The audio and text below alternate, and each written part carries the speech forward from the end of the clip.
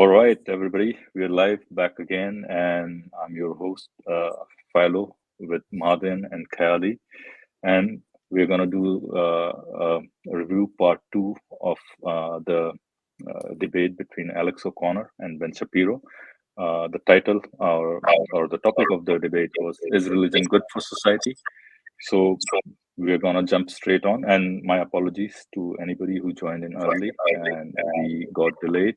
We were having a few issues sorted out, so that's why we got delayed. But before we start, what I'm gonna ask is I'm gonna ask everybody to like, subscribe, and share. And once the stream is over, just make sure that leave a comment underneath. And what I'm going to do is once this starts, I'm going to pose a question that's going to run underneath on the banner, right? And so what you have to do is you have to, answer that question in the comment section. So I'm just going to start off. In the meanwhile, hello to Madhin, hello to Kelly. How are you guys doing? I'm good. I'm good. At least I'm good. I'm not sure about Kylie. Yeah, Kylie has been going through a little bit of. He's a little bit under the weather, so I hope he feels better as the stream goes on. But Yeah, it's tough. I'm expecting to feel better and better as the stream goes on. All right. So Okay. shall we jump straight in? Yeah. Anything you want to start? No. I think we should continue from where we were. I think we talked about free will before. I think Ben Shapiro and Alex O'Connor were discussing free will and whether it can be reconciled with an atheistic universe, or it requires theism to explain the existence of free will and whether or not free will can exist. I think Alex O'Connor said free will cannot exist, and Ben Shapiro was trying to say that whether or not it can exist or not, or whether or not you can have evidence for it, we need free will. It's like a psychologically satisfying belief to have, and it is required in society. People need to have free will in society, otherwise they're going to feel like helpless victims of fate or something, or like puppets on a string. So I think that was the last part that we tackled. Did they finish that? I don't know. Maybe we're going to end up talking about it more right now, but let's see. Yeah. Let's see. Yeah. Where were we? 24-minute mark or something like that? You remember? I don't remember the exact time. Is it nevertheless a helpful fiction for people, a convenient narrative that we can cling to sort of bat away despair? That's precisely why it evolved, in my view. I think I totally. So that's where we left off, I think, right? Kelly, Madhin, if you remember. I think it was a little bit before that. All right. I think it was around 23 or 25 per minute mark. So I think this was around where we left. I can also check it in our stream. Because we're trying to break it down. We've got two insane minds here, really kind of. All right, and we need to check it probably, but I don't think it's gonna hurt too much, or is it? No, it's not. Even if we move ahead a little bit. I think we can start from here. Yeah, I think we can. It seems like it's connected. Yeah, I think we can start from here, right? Grappling, and I feel as I've won a prize in a competition just to be here sitting with you both. To break it down for the viewers, Alex, would you say that free will is maybe, if there is no such thing as free will, is it nevertheless a helpful fiction for people, a convenient narrative that we can cling to sort of bat away despair? Precisely why it evolved, in my view. I think I totally understand that, but because it evolved so strongly, I will say that we are all, if we are sort of delusory. The speed. Yeah, that's what I noticed, and that's why I 1.5? stopped. Yeah, that's what I noticed, and that's why I stopped. Let's not make it. What do you want me? 1.25 is good? Yeah, let's or do just 1.25. keep it normal. I think we ran normal because this is a fast conversation, right? Let's do it. Let's keep it normal, right? In our belief in free will. I mean, you're quite right in saying that I act as if free will exists in the sense of not constantly being aware that it doesn't. I don't wake up and do those strange morning affirmations that you mentioned into the mirror about, the sort of heat death of the universe. But maybe you should. People, I think it is good to reflect on your mortality in that manner every once in a while, and it does inspire some serious thought about whether you're really taking your philosophy seriously. But I will say that the mechanism is so useful and has been so successful in embedding itself into our psyche that we cannot shake it off. So I can convince, I can have conversations with people, as I do regularly, talking about the existence of free will, and they come away saying, you know what, that's extraordinary. Maybe you're right about this. And nothing about the way they live their life changes, precisely because of the fact that the very argument I'm making relies on the assumption that we will still be driven by our drives. All I'm doing is identifying what's actually going on there, in my view. It doesn't actually change what happens or what the brain indeed does. So Fantastic. the utility argument for what you're saying about free will is that the main utility in you saying these things is for people not to believe you in the end. We are predetermined to go to a break at this point. So we're going to continue this. You're watching and listening to the big conversation from Premier Unbelievable with me, your host, Andy Kind. I've been joined today by Alex O'Connor and Ben Shapiro, and we are having a fascinating All right, guys, what I'm gonna keep doing here, if there is a break and if there is an ad that appears on the screen, I'm gonna pull out the screen, right? And so that's okay, right? Probably it's gonna seem a little bit absurd, but I mean, not absurd, but there'll be a discontinuity in between, but I Yeah, think that's it should be fine. right? That's fine. Mhm. Any comments on this section? There was a little bit of a jibe or kind of a humor there, right? Between those, Yeah, I don't think that was a free will real point. comments. Yeah, he was just trying to be humorous. It's Alex just also a, liked- yeah, just a right humor. conversation about religion. So let me you s- wanted to say something? Let me say something. Sure. I know it was just humor, but he's right. If somebody is predetermined to continue to believe in free will, then they'll continue to believe in free will, right? But the environment acts as like a feedback loop. So people are determined by their genes, by their memories, by their desires, and by the environmental determinants. And it's the interaction of all these different avenues or departments which results in the determined behavior. So it's not just determined by one's genetics, it's determined by one's environment, which you also don't really have that much control over, because the environment is also, at bottom, physics, right?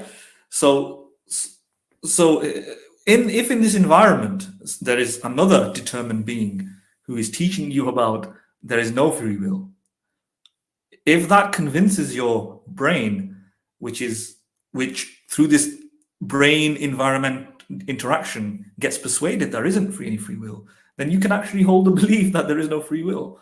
And if your brain is such that it is resistant to that for whatever reason, it's not persuaded by it because it sees a flaw, it might be biased, whatever, or you just don't have a good memory, you might not have enough IQ even to understand the arguments, then you won't be persuaded. In which case, you will remain a free-spirited, Unpersuaded, right? unpersuaded libertarian, of free will. So it can run both ways, yeah.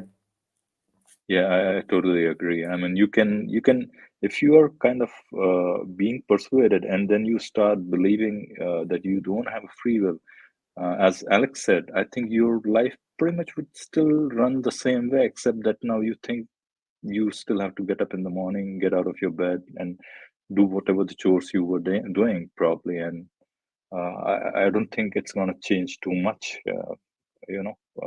but to getting to that point is probably dependent on, as you said, a lot many factors, pretty much, right? Environment, nature, you can say, is one of those, pretty much, and all the neurons firing in your brain, pretty much. So yeah, that's true. Yeah. I Let's mean, move on.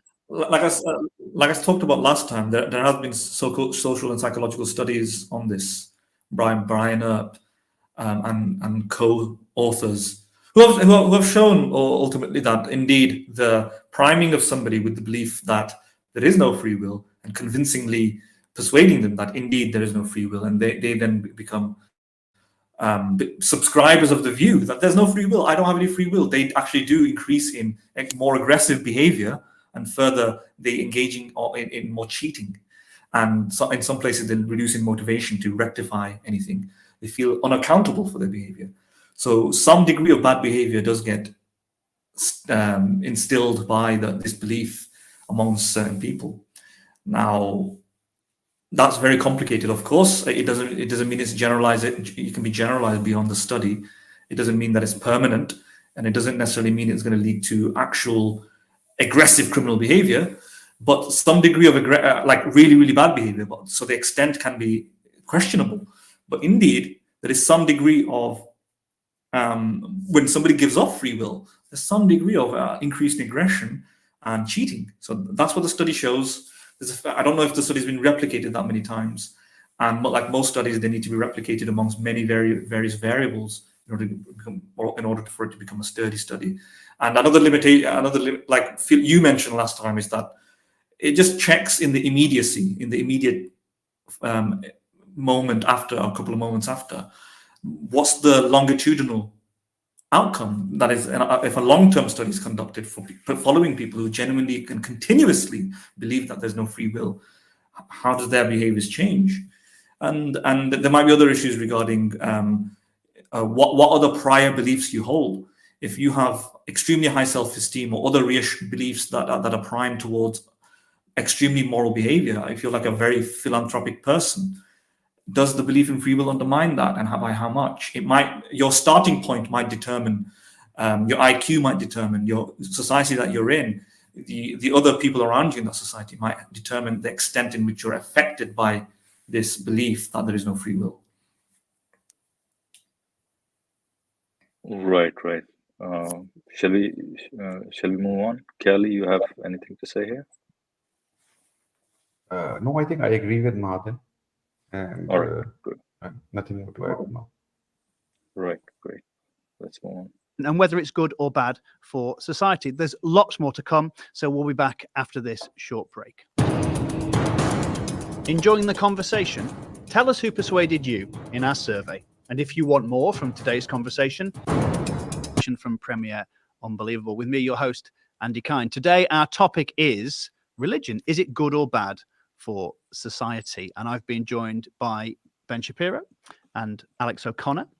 And in the first section, we basically solved the problem of free will. That's done. No one need write on that ever again. So congratulations. That's another credit for you. Yeah, I think on the delusion point, we terminated in something like, and I know you are, but what am I? Correct. Yeah. Yep.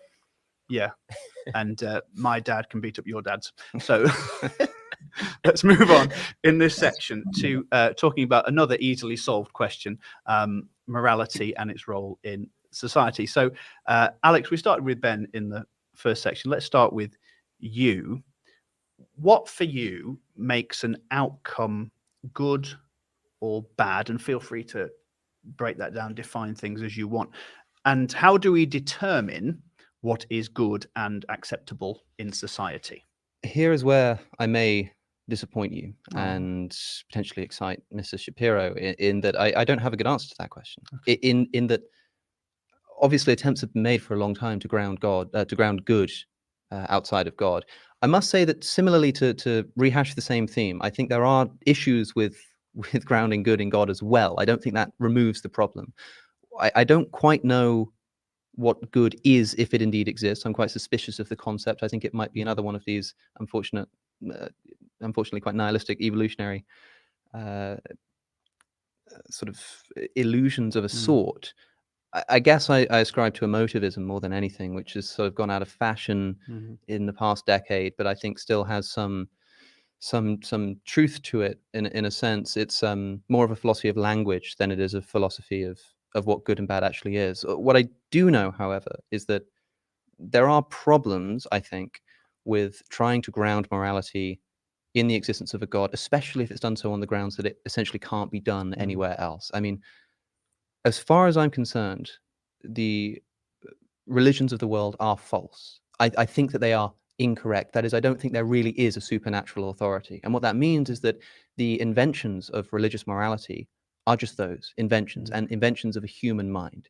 Now, if you have a human morality that recognizes that it is essentially a series of compromises between the history of mankind trying to get along with each other on a planet, then what happens is sometimes these ideas and these philosophies rub up against the real world, and we can adapt them as necessary. Now, there is a deep problem with this, and that is, if I meet a man who wants to kill me or a friend, and he says that he doesn't believe in God, there's very little I can do to talk him out of that, except I can threaten him with legal sanction. I can threaten him with moral reproach, exclusion from the moral community, but there's not much more I can do.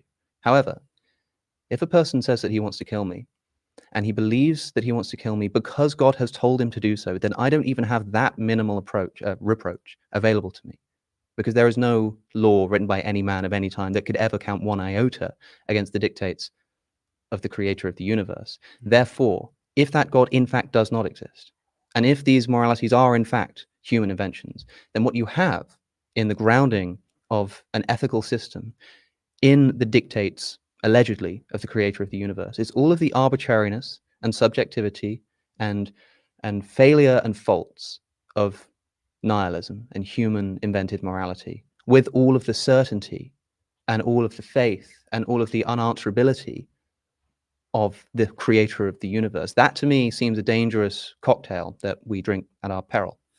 So many things there, and so much that you're saying is quite brilliant. I actually thought you were going in a different direction with that last example, which I'll explain in a second. So yeah, to start with the very beginning, obviously the idea of right and wrong. So there are many problems with Emotivism. Alistair McIntyre does a good job sort of breaking down the problems with Emotivism.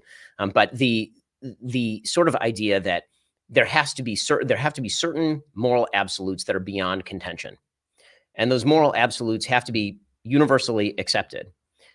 You can ground that, I suppose, in a sort of descriptive universe. The problem is that, to go back to your example, which again I think is a really interesting one, if a man comes to kill me, I think the real question of religion versus non-religion in the utility sphere here is it more likely that a man is going to come to kill you being a devotee of a religion that says that he must kill you? Or is it more likely that a man is going to kill you out of self-interest because he is not a devotee of a God who says that killing is wrong? So if you are faced with these two alternatives, to kind of remove your example one step, the question is why the man has come to kill you. I mean, that's your premise is the man has come to kill you because God told him to, and so he can't be dissuaded by force. Agreed. We see that full scale in the real world on a fairly regular basis. It is also true that over the course of human history, men have come to kill one another on the basis of self-interest in extraordinary amounts of the time. Tribal self-interest, particularly, having no particular relationship with God, just the idea that I want to kill you over territory, I want to kill you over resources, I want to kill you because you're not a member of my immediate kin family, or because you killed a member of my kin family, and so in revenge, I need to kill a member of your kin family. The entire, to borrow from your language, the entire sort of evolution of religion on a utility basis would have been to create moral absolutes that are applicable more broadly than to you and your friends. Any morality that can be created on an individual level is inherently dangerous because you can immediately graft that morality onto your personal self-interest. The entire purpose of religion, whether you want to ground that in evolutionary brain functionings, or whether you want to ground that in revelation, the entire purpose of religion on a utility level is to remove morality from the purview of my special interest and to say, here are things that I cannot do, even if they are in my interest, because there is a higher power that says I cannot do these things. I think that a society that does not have these moral absolutes is in deep trouble. A society that refuses to say that there are certain absolutes that cannot be crossed under any circumstances that are universally applicable, it reduces things that we all take for granted, like equal justice before the law, like the idea that the law is supposed to equally apply to everybody, whether they're a member of your family or whether they're not. And there are broad cultural differences in these questions. I mean, to pretend that all human societies have equality under law is obviously not true. It's not even remotely true, actually. There's a very good book called The Weirdest People in the World, all about the idea that we in the West have this sort of ethnocentric view of ourselves where we think everybody thinks like people in the West. But the truth is that because we are Western educated, industrialized, rich, and democratic, we have particular views of the world. Those views are drawn from a particularistic tradition. That particularistic tradition is biblical in nature. I mean, it is Judeo-Christian in nature, even if you're just describing European society or American society, historically speaking. So the kind of removal of God from the equation, your suggestion is that God makes a person impervious to countervailing responses. And my answer is yes, God does make a person impervious to countervailing responses, including the evils of one's own heart, if you truly believe that God is standing above you, telling you not to do that thing. And again, social science tends to bear this out. People who believe that God is above them tend to give more charity, for example. People who tend to live inside religious communities, within the religious community. And I'm not going to pretend that I think all religions are equivalent in their truth propositions, because I don't. I mean, if I did, I wouldn't be wearing a yarmulke, right? So that's just what it is. Writing can be tough, no matter what you're working on.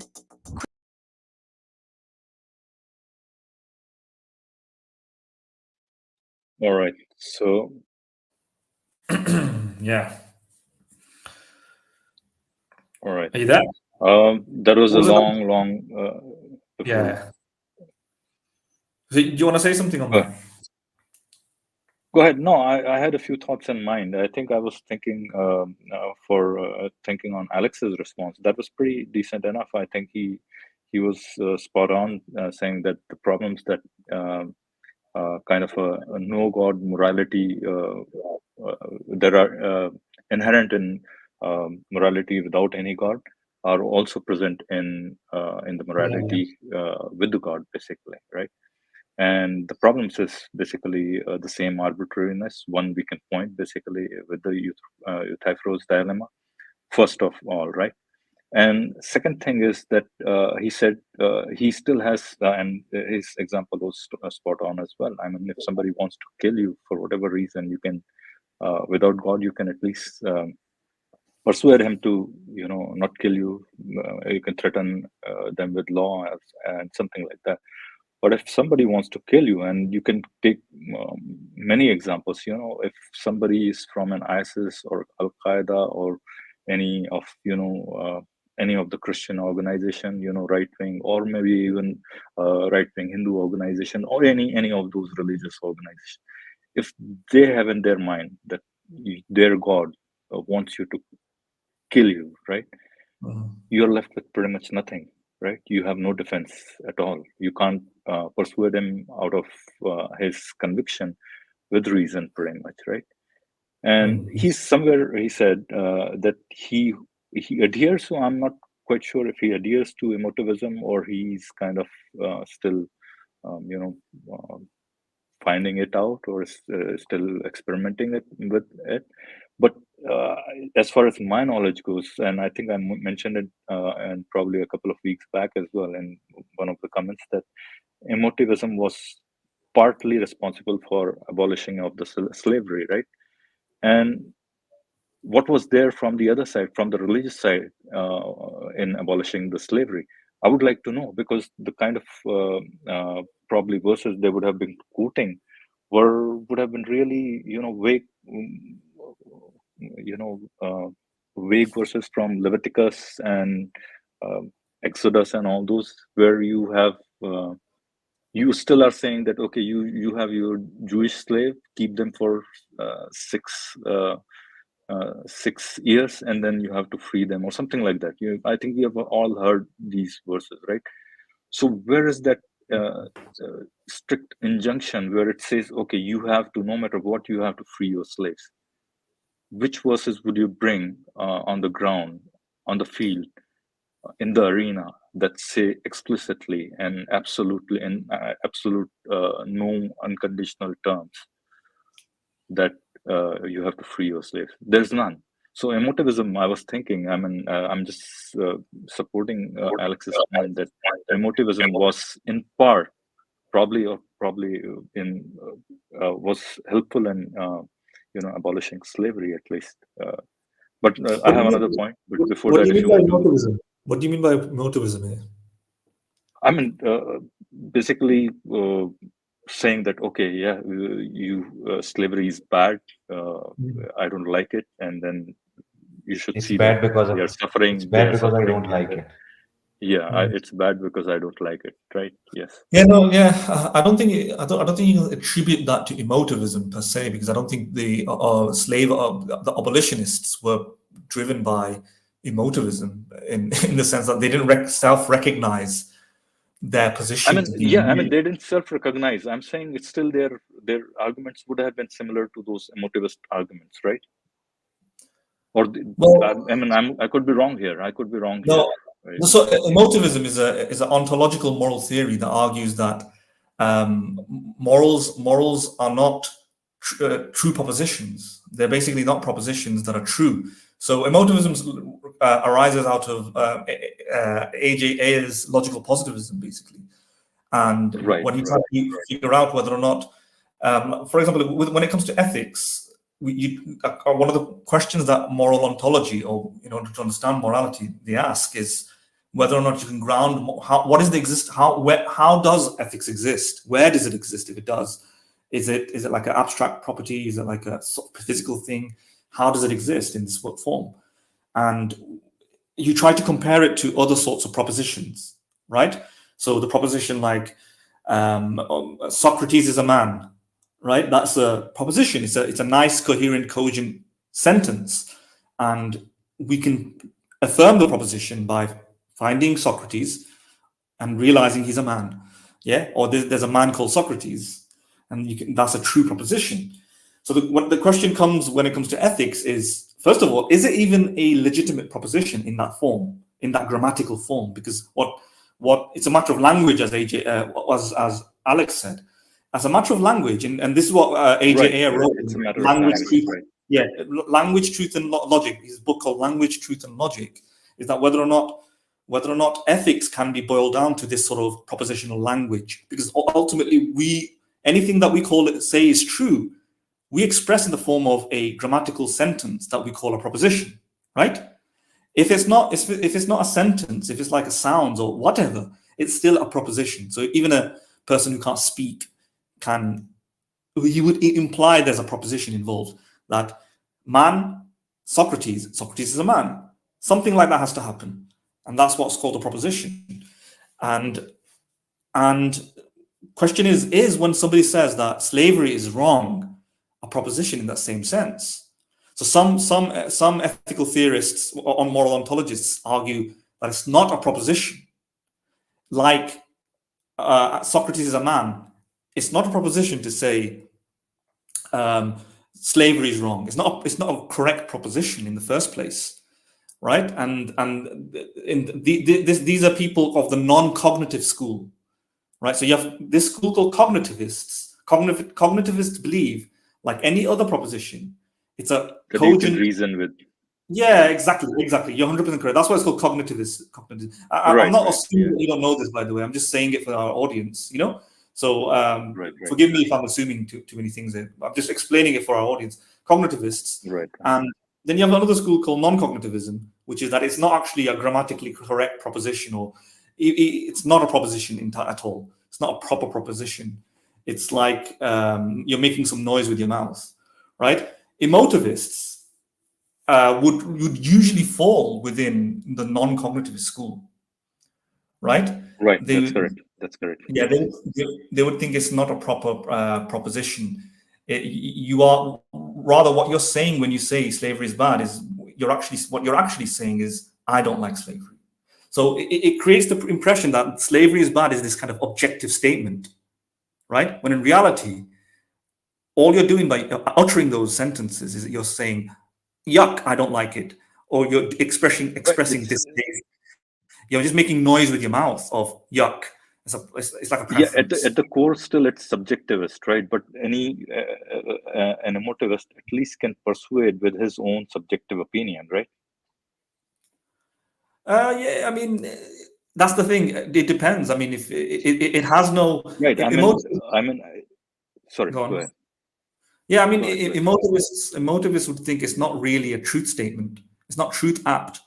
So there's no truthness to it. It's just like an aesthetic preference, etc. So what I'm saying is, whatever the case, it doesn't really apply to the case of like this, the antebellum slave rebellion, whatever you want to call it, because all of these people, they tried to first of all work within the religion, right? A lot of them try to use the religious language to justify certain things. And secondly, the people who thought it was against rights and so on, they actually believed in solid rights. I wouldn't say they were emotivists. They were probably close to something like a cognitive school who thought that they were uttering truthful statements about the world. Maybe they were objectivists of some form, And this is why I'm saying it's not. What I'm trying to say is that just because somebody is appealing to their emotions does not mean something is emotion. I see your point. Right? Yeah. If I appeal to your emotions, so God won't like this. This is not a good thing. And killing people is not wrong because it harms them. Wouldn't you'd feel bad if it was you? I can still be an objectivist, not an emotivist. I can still be, I can still believe in objective morality without thinking these are just merely emotions. So what I'm trying to say, just because you can identify this sort of rhetoric during this period, it doesn't mean they were philosophically emotivists, etc.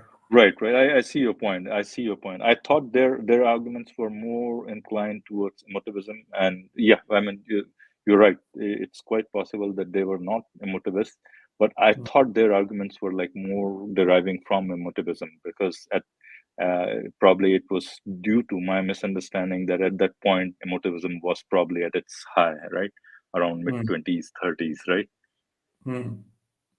Yeah, So yeah. it could be a mistake on my part, right?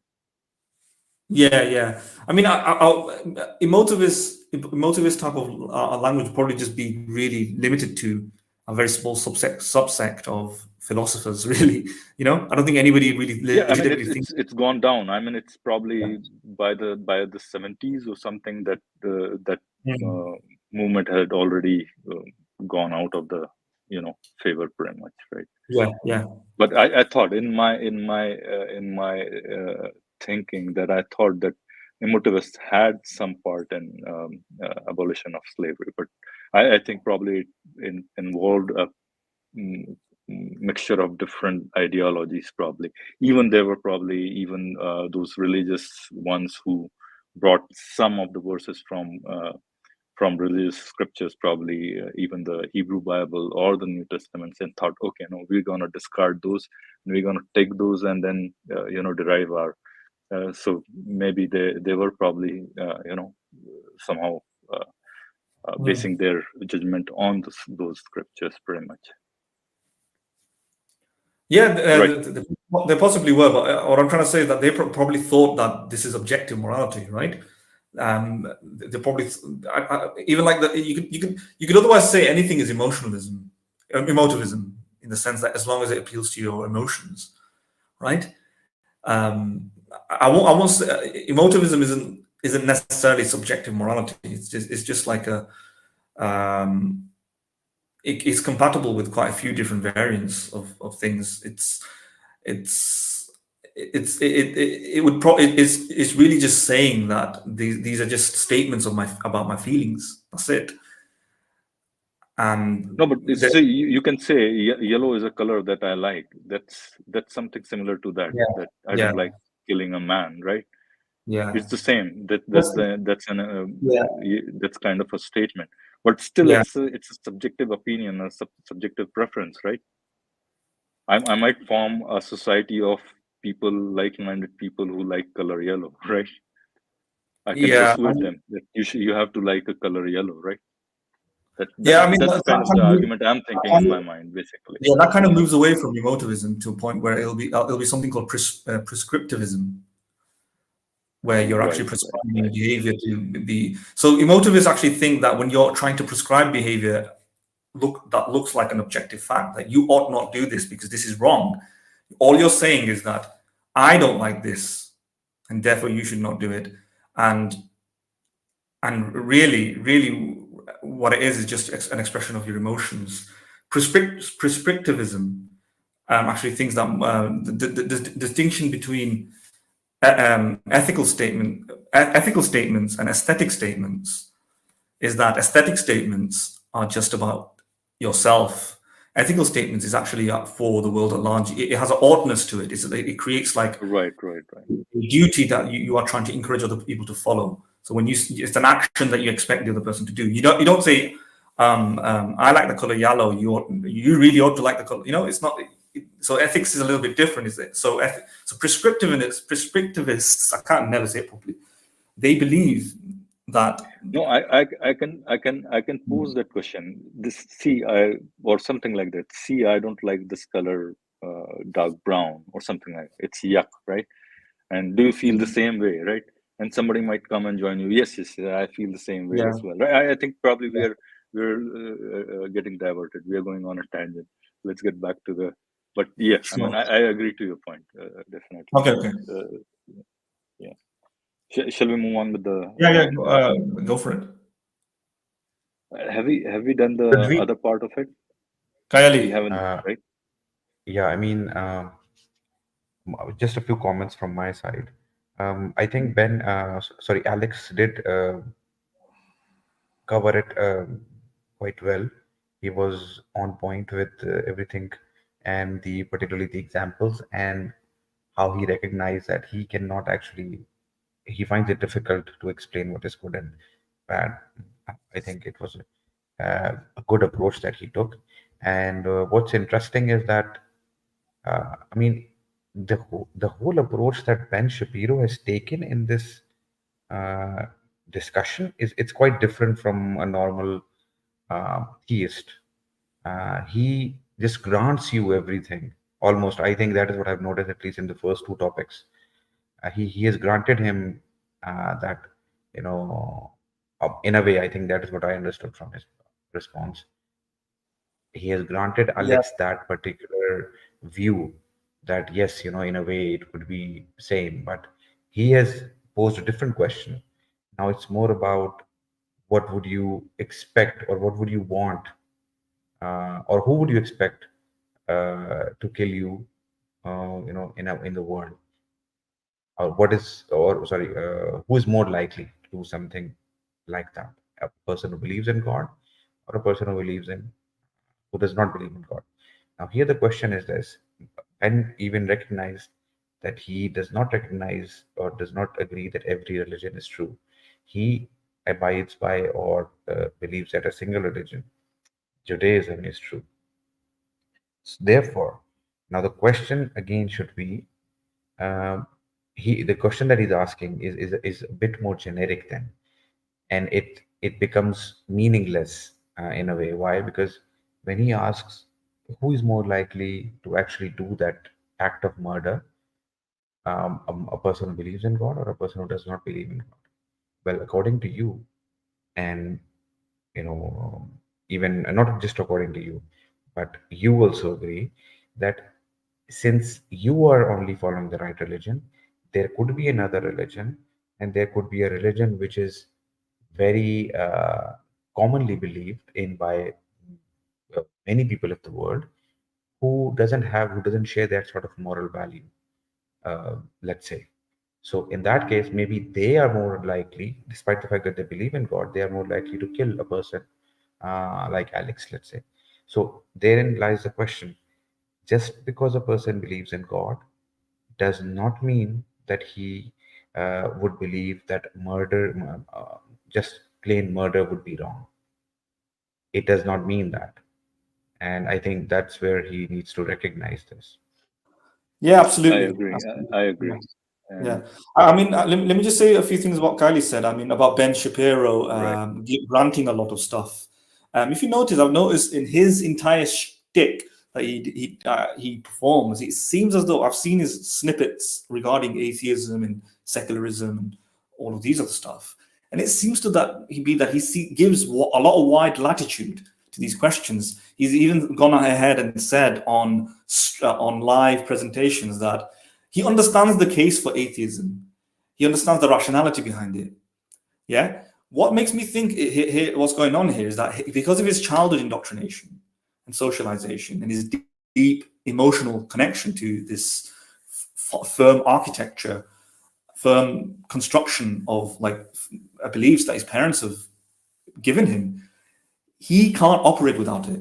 And that's what he seems to be echoing in his day-to-day rational persuasions as well. In the sense he seems to be mirroring exactly what he feels.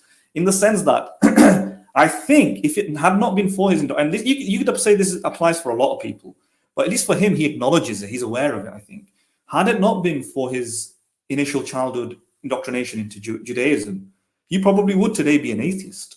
He seems to be able to mentally recognize that maybe the arguments for theism is flawed. Maybe the arguments for strong atheism are flawed. And he probably would be something like an agnostic atheist or an agnostic of some form. But he has this emotional need for religion. And this is what is being reflected in his persuasions. He's almost saying it explicitly, but he's not. If you notice, he just says, I can't prove any of this, but I think it's important. Why? Because he feels that it is important, maybe, and therefore is making a broader justification for it beyond himself. But it looks like he's a smart enough guy. I think he's read through there and he realized that he can't do it. the logic is not in favor of him. But so he's making, therefore, utility arguments for religion, that this is a useful fiction. That's one of the reasons I think what Kylie's surprised that he's granting a lot of stuff. That's probably because I suspect that he's secret. I won't say secretly an atheist, but I think he's secretly aware that this has no firm justification, right? In which case, what would he be? He'll just be a person of faith, I guess, right? Kylie, you want to say something? I saw your mic on mute. Yeah, I mean, no, you're right. I also have had that impression from him, particularly from this interview or this discussion, that, you know, being a part of that religion, and I understand that being a Jew, I think he would have that sense of the world against Jews, or his community. So that sense of belonging to that community would be quite strong, because I think it's if you understand the psychology of groups against which there is a lot of hatred or general animosity among masses, that group, the people within that group are quite tightly knit. They find it very difficult to grow out of it. So understanding that psychology, I think it's quite understandable why his worldview would be something like it is. I think he is. He could have taken that path of a secular Jew. I think he's something between a person a Jew who actually believes in Judaism, and a person who is actually a Jew just a cultural Jew, right? Because he is a born Jew, or he was born from Jew parents. So I think he's somewhere in between. He doesn't outright agree, or maybe doesn't outright not believe in Judaism, but he doesn't actually believe in Judaism as well as something he can completely justify. So I think you're right. You're absolutely right. I got that impression as well, and I can understand that. I can understand his position because of that. You know, with the fact that he is a Jew, and the kind of animosity that exists in this world against Judaism. I think Jews are that's one of the reasons that there's a very tightly knit culture within Judaism, and I think that is one of the forces that I think are not letting him go out of it. Yeah, All right, great. Yeah. Or it can just be like a agnostic theist rather than Gnostic theist. An agnostic He is. I think he is. He sort of admitted to that. I think we can say that. I think what he said probably, or I think he said delusion, or at the end of it, did he say something like that? Delusion, your delusion versus my delusion, or something like that, or is that ahead? Probably, I heard. I don't him saying. remember. Right. So probably he's. I'm remembering something from ahead later on. But one point that Callie, you made about this. Whether somebody who does not believe in God is going to kill. And somewhere there, I think Ben Shapiro mentioned that, why would somebody kill, right? You have to know that first, right? Resources are one of the main things. If you look at the history of humankind, probably in past whatever years, 100, 200, 300, 400 years, we have, I think, built resources that are, plentiful. So if there were murders happening earlier, they are not happening today due to resources, at least. So anybody who's crazy is still gonna kill, no matter what, whether they believe in a god or not. Maybe there is something that somebody thinks that is for resources. Somebody is gonna definitely kill, whether they believe or not, because somebody is dying. They'll probably just go and kill. Yeah. Right? Yeah. And let me just go on. Sorry, finish off. Go ahead. Are you finished? Go ahead, Matt. Yes. No, because let me just add something to that, because I didn't touch upon that, and that's only because we spoke too much on the emotivism thing, and I thought I'd let it go. But that's actually an empirical question rather than a conceptual question. Whether or not religion makes you more, or certain religious beliefs, and this has to be defined really, really carefully. Certain sort of religious prescriptions and laws and norms, or worship, or even belonging to a community. I think specifically here, it's actually more narrowly to do with the fact certain form of religious mandate from a perceived deity, perhaps. That's what's being discussed under consideration. Does that make you more liable or willing, susceptible to perform certain acts? And in this case, it was murder. But you can extend that to other undesirable actions. That's actually a scientific question, right? It's a sociological, anthropological question. And it has been, to some degree, touched upon by the academic world. I think we've indirectly commented upon, not indirectly, but I think almost directly commented on in previous streams. But there's a lot of work done on that, whether or not religious beliefs versus a person who lacks religious beliefs in similar sort of, you can test that through natural experimentations where, let's say, there is a conflict, there's stress in a society and so on, and you can identify religious adherence and you can identify non-religious adherence and see whether or not the levels of, let's say, terrorist attacks, freedom fighting, or killings of civilians are similar when all things are almost equal, right? So that's like a natural experiment. It's very difficult to measure, difficult to figure out because there's natural difficulties to measure stuff like that. There's problems with recording the data and collecting the data and natural biases that form. But you can't have a control set for that. Yeah, you can't get a control. So the natural experiments always have that defect, but sometimes you can get lucky. But they'll always have that defect. Like you might think the secular members, secular people in Palestine, let's say, are they more likely to become terrorists, engage in acts of terrorism in defense of their homeland? Because they're also being subjected to a certain degree of certain grievances. And you have to get things similar. They have to be similar in every other level, and they should be exposed to the same threats and so on. That's one way to do it. And I think there is some degree of demonstration that some degree of evidence that religion makes a difference, but not the most. The literature is kind of complicated on this. Some like terrorism. Academics like Robert Peep, I think anybody's heard of him. Mehdi Hassan has quoted him during his very famous or infamous, depends on how you want to look at it, debate in the Oxford Union. Where he makes the argument that actually these terrorist acts, Robert Peep has identified, like all of the attacks that happened due to completely materialistic and secular reasons, where the religion was just used as a vessel or a vehicle, as a form of language to express their grievance. Yeah, but it didn't find any statistical.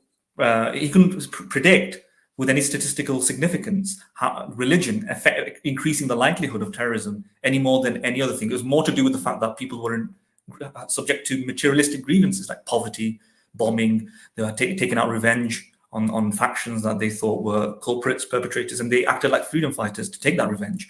It was more to do with nationalistic reasons and so on. And religion was just like a piece of clothing to mask for it. But then there's other evidence showing that Robert Peep is wrong. No, religion makes a difference. So that's something that people can investigate.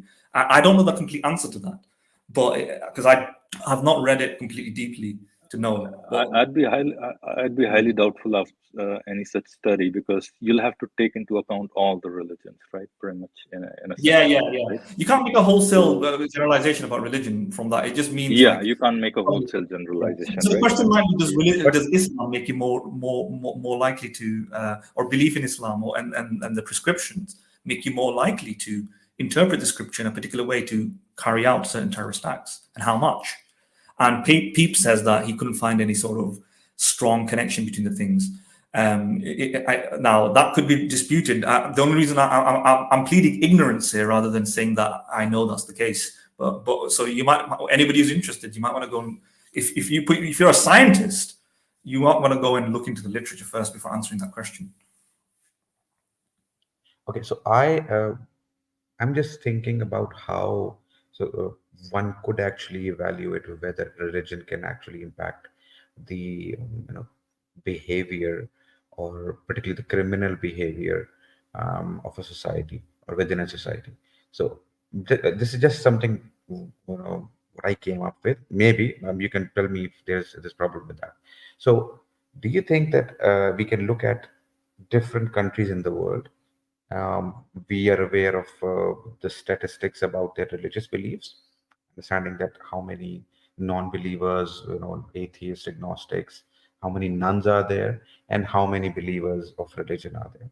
And then we can actually compare different countries and see if there is any, um, maybe we Correlation can, between. yeah, I mean, if we can actually see, we'll have to see, of course, economical, we'll have to control it for economic differences.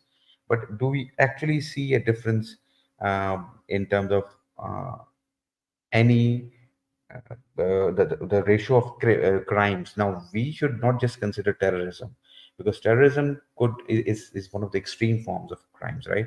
But we should be talking about every crime: murder, stealing, Yes, any we are crime at talking all. any yeah, Exactly, any bad any major mischief, crimes, right? basically, right? Exactly. So I think, if do we actually notice that these Yeah, yeah, crimes, the rate of these crimes is lower in such yes. societies, in religious societies or No, no, yeah. groups, as So, compared to non-religious groups? yeah, So everything I said it's about. been Sorry, go on. Martin, go ahead. I think it's been said that Finland, Ireland, Japan, these are one of the most peaceful countries with We much we lesser we crimes than other Scandinavian countries and all those, and they tend yes. to have less number of religious people. I think that's what I remember from my Yeah, yeah. memory. we will But we will have to control for economics, economic situation, and various other no, but factors which could impact it, of course. I don't right, know right. how I that mean, would be these done. countries are decently well off, right? These are what do you call the first world countries, pretty much, right? And so there is you can say there is kind of a correlation between these things in a sense, but this is a very small sample set. You'll have to gather the sample and then maybe do a correlation between quite a few different parameters. Maybe um, religiosity is one. How happiness index is one, probably, and probably it's going to depend on how well-to-do that country is, their GDP, per capita income, and all those amenities and stuff like that, right? I Even mean, if we they could are also, probably less religious, right? yeah. I mean, we could also do something like people within the same society who have different beliefs, so believers and non-believers within the same society, they could also be compared. However, I think I'm just, that is my hunch. I think that is where theists or believers will play the no true Scotsman fallacy, where anyone who commits such crimes would be considered not a true believer. So I think that is where they'll try to dismiss any such But statistics that's or not anything else. that would be a very weak objection. So everything I said about Robert Peep's study was just to give you one example of one sort of criminal form of conduct. Yeah, it is not obviously meant to say that would be the be all end all of all analysis of the question of whether or not it leads to certain forms of criminal behavior. It's just one type of, yeah. But all of the things that you said in terms of controlling variables and regression analysis across controlling certain variables, changing other variables to see what effects it has on the data. That's what criminologists and sociologists have been doing regarding this question. And Robert Peep engages in exactly that. Just as you said, Kylie, at the end, where the same society, Palestine, and looking at the secular people, the very small minority of secular people, and looking at very religious people and seeing the effects of turmoil, what it has. And it's still hard to control all the variables and then trying to isolate it, or at least predict, at least determine that religion may have a bit of impact. And Robert Peep seems to be saying that when he looks at all forms of conduct around the world, the best predictor of terrorism seems to be geopolitical, geographical, material, completely secular reasons, in the sense that things that are more to do with well-being and socioeconomic problems and political problems, etc. It's political and less religious. He says that he's not the be-all and end-all of that. People should look deeper into criticism of his study. Some people argue that he kind of removes religion out the picture entirely. He doesn't realize that religion itself is a socio-economic political thing, right? And does religious politics have an impact on how you perceive the world, how you perceive your own grievance? And I think at least prima facie, it seems to be the case that religion should have that same thing, in the sense that if there's like a 7th century religion that crystallizes the socio-economic values of the past to the point where you inappropriately impose it today, you might be able to see glimpses of the fact that this is not just the modern day conditions that are making these things happen. People are actually protesting and wanting certain things to occur. Like, let's give you an example. like in the United Kingdom, a good, significant portion of Muslims want to criminalize homosexuality, right? And what grievance is exactly causing that? You may say, you know, you can almost clearly see that this is not something to do with, this sort of belief is not happening because of general homophobia that even a secular person can have.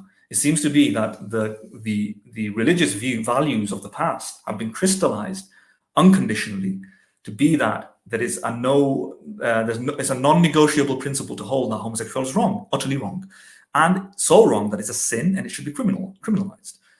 And the vast majority of consensus of very, very well-off Muslims of whatever degree of education, even very highly educated people, is that homosexuality is wrong. And that seems to be some evidence suggesting that this is probably not because of other reasons. It's directly attributable to religion. It might facilitate any natural homophobic feelings, but clearly it's strongly reinforced by the religion. That's like one example. Let me just say one more thing quickly, though. Everything that you said is correct in respect to comparing nations and so on. There is an issue of correlation and causation, in the sense that, as Philo has mentioned, that Sweden and Norway, these are very, very well-off countries, and it's hard to attribute, first of all, the levels of happiness and success to atheism, although it's compatible with atheism, and you can't say that is exactly due to atheism, but you can maybe able to make a case that is due to secularism, right? On the other hand, at the same time, a country like that is in rabid poverty, like let's say Somalia, and you might see high levels of religious people there, and you might see high levels of conflict there, and poverty and distress and violence and crime. And you see a correlation between religion and crime, but correlation is not causation. It could very well be that these people are religious due to completely different reasons, like lack of education, and the crime is also due to different reasons, which is due to stress, lack of judicial system, lack of policing or fair policing, corruption, and that might not be due to religion. So religion might just be a coincidence. This is a possibility, I'm saying, coincidence correlating with those conditions, but it's not difficult to think that it probably, I would wager, it probably has an effect, of course, in sense of a feedback loop, that religion probably makes things worse, right, or makes it more difficult. But we can't straightforwardly say that since it's a religiously abundant country and it has a poor economic system, but you can try and control for the variables, as Kylie said, and make it like-for-like comparison, and see and isolate the variable of religion, and that would be a very good thing. And that's what Peep tries to do, and that's what other people try to do in order to make a good comparison. And I do think religion does make a difference in that sense. Religious beliefs, because in certain cases, of course, it would, because even in a first world industrial nation, for example, a lot of people believe in the soul, and if you believe in the soul, then you're going to be against abortion even on the first. And by the way, I'm actually, contrary to what people might expect, I'm actually pro-life to a lot of a degree. I'm not so pro-choice as much as people might think, but I'm probably pro-choice right at the very beginning. I'm not against abortion when it comes to like at least the first week or something like that. I have a limit. My limits are probably not as liberal as everybody else's, but what it shows is that in a very highly educated religious nation, and Christianity is very commonplace amongst the populace in America, industrial nation, there's no threat, there's no grievance. Because they believe in the literal belief in the soul that comes in conception, they're against abortion. And if you think that is immoral and it's a crime, maybe even it should be even criminalized to stop women from getting an abortion, at least in the first week or 2 weeks or 3 weeks, which I possibly think is a bit too conservative, that then here's a direct impact of religion, which you can't be attributed to other variables that probably does have an effect on behavior, and possibly crime. Keep in mind, crime is something that's legislated against. So in the future, in the near future, it could very well possibly be that preventing abortions at that stage might be considered immoral or a crime. And Yeah, so that's like a good example. But I'll stop there. Right, Madan, can I just comment on one thing? Kelly, you want to go ahead? No. I think you go on. I agree with Martin. Just a small point. I think you said somewhere in between the nationalism was one part of that. What's that guy? Robert Peake? Yes. Robert Peake's, right? Studies. And you said nationalism was one part of I think so. them being I said taking up. all. And Yeah, one all thing I wanted to point out. Yeah. One thing I wanted to point out here was, if you look at Islam, one part of it is caliphate, right? And so nationalism in that sense, say for guys in Chechnya or in Kosovo, or the nationalism is a part of the religion pretty much, right? Because they want to separate from the territories and make their own kind of Islamic land. So I would say that still is coming from the religious doctrine, even though it's disguised as nationalism, even though, right? At least so I think. Yeah, I mean, his examination involved a host of different countries and conflicts over the past 20, 30 years, and he found little predictive value of religion in and of itself, right? The fact that he thought that nationalism sometimes can cause terrorism, religion can sometimes cause terrorism, but not as strongly. It was more to do with all other variables. So I don't think, when you say nationalism, he broke down nationalism, I think, into other factors and found Right. that, Yeah, I think probably I'm not qualified to say much more because I haven't read the study. Yeah. So I think probably it will be better to read it and then comment on it. Yeah. I totally agree. Yeah, the influence of religion was far less, and some other academics have far. Keep in mind, these are highly politicized as well. These are highly politicized, so there's a potentiality for bias involved. But the last time I read this literature, in a superficial way, I mean, I didn't read it deeply. So the last time I read the literature, it suggested that, specific to Islam, it actually doesn't predict terrorism. Extremely strong, fundamental, literalist adherence to religious belief, to religious Islam, has very little correlation with terrorism in itself. It doesn't predict it, meaning that where you find these things, you don't find a high likelihood of religious violence in the form of terrorism. It's only a very specific type of crime. It's not studying other forms of violence. So, at least for terrorism, which is defined as attacking a civilian population for military or political purposes, it didn't find that. Yeah, they just wanted to find a link between Islam or one of some variants of Islam and terrorism, and didn't really find that. Peep didn't find that. Beyond Peep, some of the consensus, I think, shifts to the view that Wahhabi type of interpretations of the Quran does have correlation with and predictability, high levels of predictability, that you can predict it, that people who are Wahhabis of a certain type, ultra Wahhabi, they're more likely to become terrorists. And it predicts it very well. And this is important because people like services like the FBI or MI5 and counter-terrorist organizations, they want to know this so that they can police things properly and effectively. Do they need to go and monitor certain types of religious people, or the cause is different? And even MI5 and all these branches, they've come to say that even when they use the forensic technology to detect what causes terrorism and where they should look first for signs of terrorism, it's not actually just whether you're a Muslim or you're high on Islamic belief.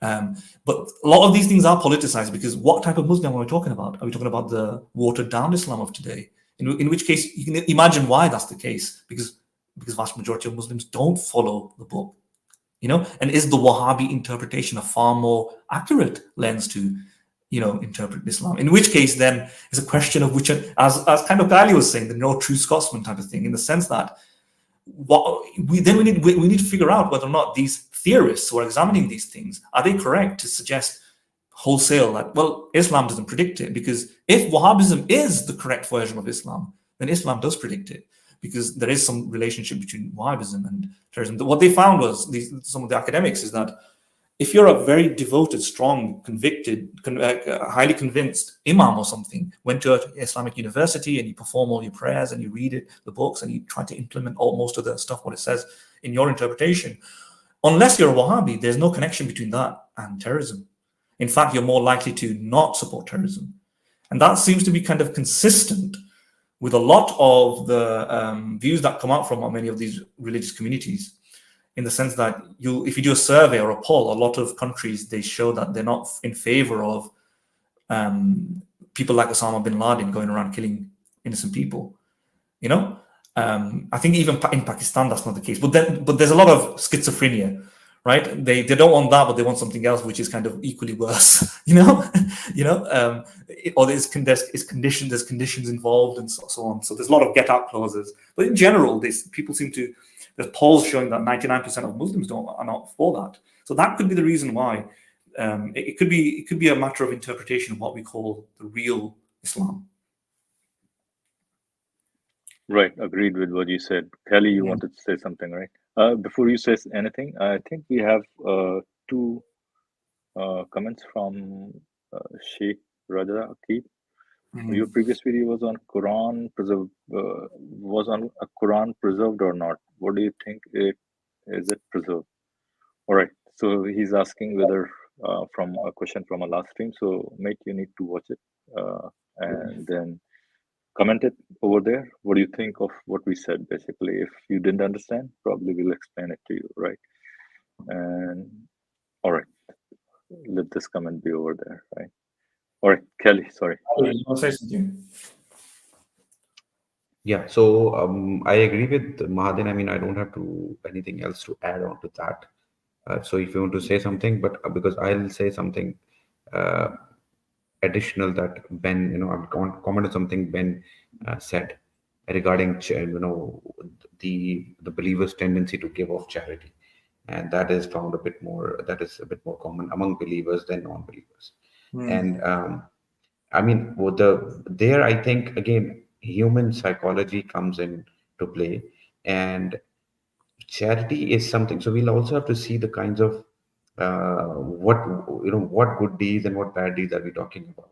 So a convenient good deed, a convenient virtue is something that we would expect people to actually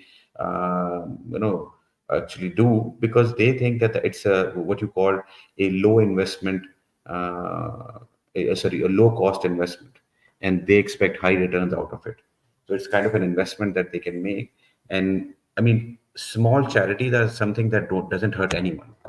And simple people who believe, for them, charity, giving of more charity, I think it's understandable, because for them it's like paying off for their sins. So they do think about it, but for them it's like it will help them. It's something that doesn't cost them much, but I think it would pay off a lot for them in the hereafter. That is what their belief is. So I think in that regard, I think we would expect it from them, but that doesn't prove what Ben is trying to prove from. No, but on isn't it from a utilitarian perspective? It's good. No, it's good. No, it's good. Well, I'm not saying it's not. It isn't. Right. So again, so if you're saying that Ben meant that from a utilitarian point of view, it makes sense to believe. What I'm saying is, it would work in certain cases where there is what you will say very low cost involved, or low cost or low effort involved. In those particular acts or virtues, I think you'll find believers to be actually a bit more active.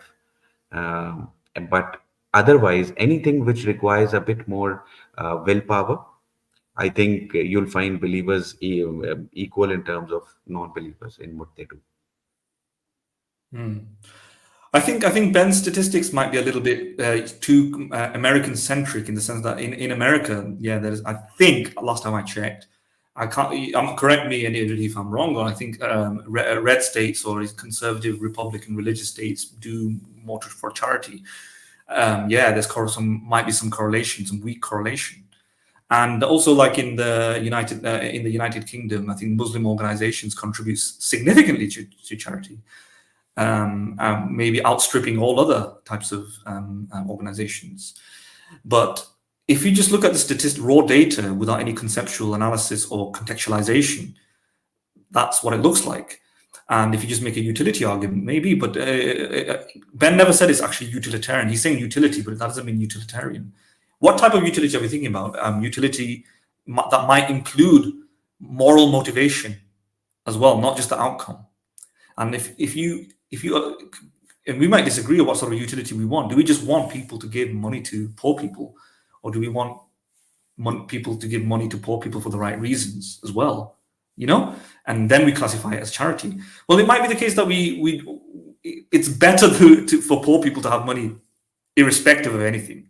You know, I'm not going to stop somebody from giving money to somebody who's going to die just because it's not the right motivation. But would we classify it as charity? No, right? So we might say that it's an act of selfishness. So if your motivation is to go to heaven, avoid hellfire, then it's a business transaction. And I won't classify that as charity. I would say that's more of a tit for tat, quid pro quo. Yeah, I'm giving you something, God's going to give me something, and here you go. This is like my business. It's an investment, as Kylie indicated. And in that sense, I won't put it under the banner of charity. I would say that charity, the outcome, the product of charity, if Ben Shapiro is arguing religion at least amplifies, should that be then facilitated through religion? And then the question becomes also of an empirical nature, then whether or not religious people give more or not. And that's hard to measure in the sense that, first of all, you need to adjust for other variables as well, like the number of people who are of the religious background, the number of churches involved, the marketing, the persuasions. Do you include that? Do you factor that into account? What do you classify as charity? For example, would the Nordic state, extremely relaxed and liberal welfare system, count as charity? And if you count that as charity, then that could probably if you add that into the data of charity, that might exceed religious givings and takings and so on, right? So it depends how you classify charity. And furthermore, if these people are giving charity to people who are like them, so a lot of people from the Muslim diaspora, they have a multi-pronged system for reason giving charity. It's yes, you're going to get blessings. Yes, you have to do this. Yes, heaven and hell. All of that, some of them being selfish motivations. But then you've also got my brother is from Bangladesh. My sister is still back at home in Pakistan. My brethren is in Jordan or Kazakhstan or whatever, not Kazakhstan, but my brethren is from a Muslim country, and I'm going to give to those countries. In that sense, then, it's to do with a lot of political allegiances and friendships and networks, trust networks, and so on. And secular people in a secular country may have a less need to do that because they've got less people around in those circumstances. So as such, yeah, so it's I would say, if Ben Shapiro is just arguing, if this wasn't just a utility type of thing, I would just simply say that's not even charity in the first place. We need to actually get down to the motivation that the bulk of religious giving is caused by we have to find out the motivations that cause the bulk of religious giving. And if there's a lot of it is caused by selfish considerations, then that's less charitable and more like a transaction. And I would disqualify that as charity entirely conceptually, and therefore won't say this Muslims are more altruistic or nice. I would just say that they have a good and positive impact, but their motivations are somewhat questionable, you know, or Christians. But if you remove the motivation aspect because you just want to look at the outcome, Ben might be right in the sense that religions do give more, but that could also be because of the finances the church has, the tax breaks in America, all of these factors, and the end result might be a simple utility-related outcome-orientated goal in favor of Ben's argument. But then you need to ask how much of that motivation we can throw out of that. You know, motivation does count in my mind, right? You can't be proudly glorifying the contributions of your religion if you've been doing it for selfish reasons, like you felt like a duty, or you're going to go to hell, like somebody's going to kill you if you don't give your money. That's not charity. That's like a threat. But yeah. All right. Yes, I agree. So what, shall we move on? Or Kelly, you have anything to add? No, I think we haven't run the video for a long time, probably half an hour. 45 minutes. Yeah, we can move on. Let's listen to it.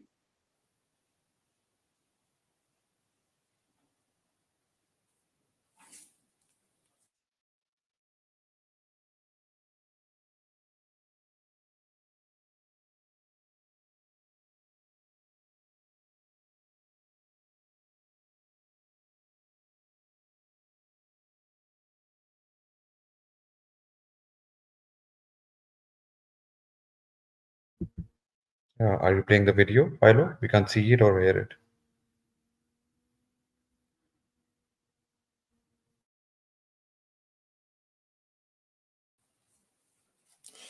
I had a professor called Yossi Nehustan. He wrote a book, I think, on something called Intolerant Religion in a Tolerant Liberal Democracy. Can you hear me, by the way? Yeah? Intolerant religion in a tolerant... Yes, we can hear you. Intolerant religion in a tolerant liberal democracy. People might want to go through that book, and he kind of, in the first part, he tried to show how religion actually makes you more likely to engage in in-group, out-group thinking, more likely to feel steadfast and have an unalterable vision about your convictions that is not subject to reason or negotiation. Religion makes claims towards absolute truth, which is unnegotiable and it's counter-democratic. Religion crystallizes and reintroduces extremely outdated morals that are inapplicable in today's day and age, even when the socioeconomic circumstances have changed. So this is not as a result of other grievances. And it just makes smart and healthy people engage in outdated norms that are just not relevant anymore. And he shows this, and he quotes and cites empirical data that's been controlled and adjusted for. So it has this ability to, again, in-group, out-group hostilities, make you less susceptible to reason, and reintroduce very, very outdated morals and so on. And that's what religion seems to do. And the final thing he saw was that he analyzes loads of religions to do this. It also, different religions obviously have different amounts of this, but it also has totalitarian aspects to it, where it tries to control and dictate the private, personal, and the political life of people and control things. And the whole point was to show that religions tend to be intolerant and or not compatible with a very liberal democratic state. It's the antithesis of it. Like everything that I said there is the opposite of a liberal democratic state. So somebody might want to say that, because we're not just sitting around in an armchair thinking what can happen. This is empirical data, science show this.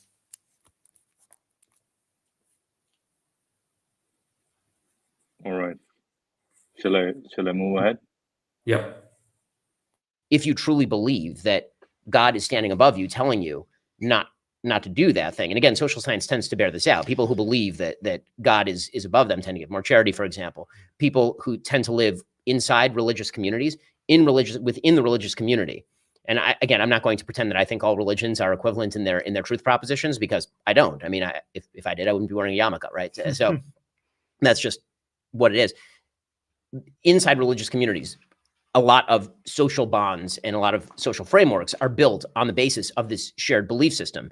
In other words, diversity itself, self-interest, cannot always check self-interest, and it tends to tear apart societies and communities unless there is an orienting goal. That orienting goal traditionally has been performed by church. It's been traditionally performed by the idea that you are serving God together. And because of that, people build these social bonds, including the institutions of police, for example, to prevent people from killing each other, because we now all agree that killing is wrong. And so we ought to have a third party that we can actually give the power to stop that killing. So again, I think that the question of utility here is one of whether you think that the chief danger is that people are going to believe in a God who tells them to kill in God's name, or whether you think that the chief danger is in man's own heart, and that man is going to be driven by his own self-interest to commit murder and then call it something else. I think it's all very well and good when this religious tradition is protecting what you think is good. But as we know, it can do the exact opposite, and it can do so with the same force. Sure. And I suppose the question we have to ask is whether this is a worthwhile trade-off.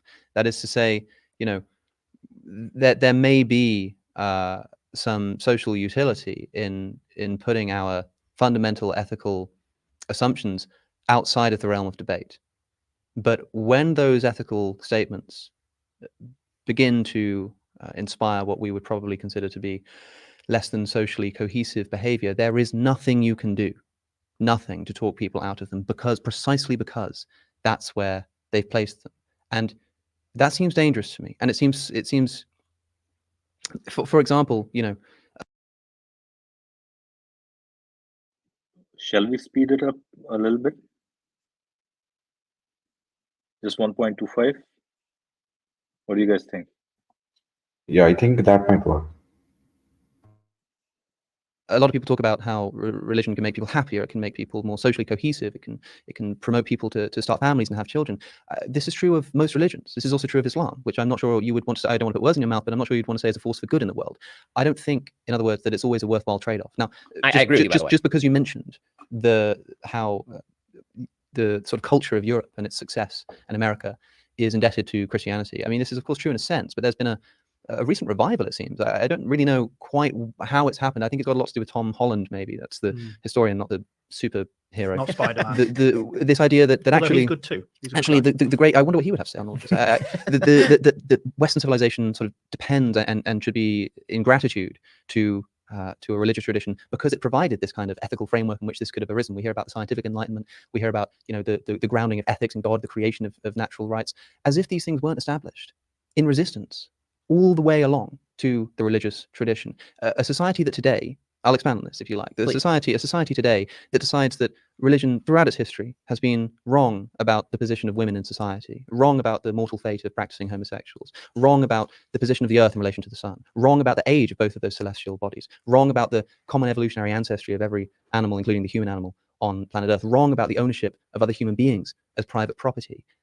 Now has to contend with a religious tradition that doesn't come to us with contrition and apology and say, well, maybe we were wrong about these things. But no, these are all our things after all. We're going to claim these things. There's, you know, I know that St. Paul says, I suffer not a woman to teach, nor to usurp authority over a man. Rather, she should remain silent. For Adam was formed first, then Eve. And that man is the glory of God, but woman is the glory of man. But don't you know that the social justice movement is essentially Judeo-Christian in origin? I know that the Old Testament not only explicitly condones the ownership of other human beings as private property, but gives detailed instructions about exactly how to buy and indeed take them, sometimes including as sexual property. But don't you know that the abolitionist movement was essentially Judeo-Christian in origin? Yes, I know that Galileo was shown the instruments of torture by the Inquisition for having the temerity to suggest that the Earth might orbit the sun rather than the other way around. But don't you know that the scientific revolution, which he authored, was essentially Judeo-Christian in origin? I'd find it funny if it wasn't so offensive to the people who established these very developments against the very religious traditions that now want to claim them as their own. Okay, so I would buy that, except for the fact that many of the people that you mentioned in these contexts explicitly counted themselves as religious believers and were speaking in the name. Anybody wants to comment on this?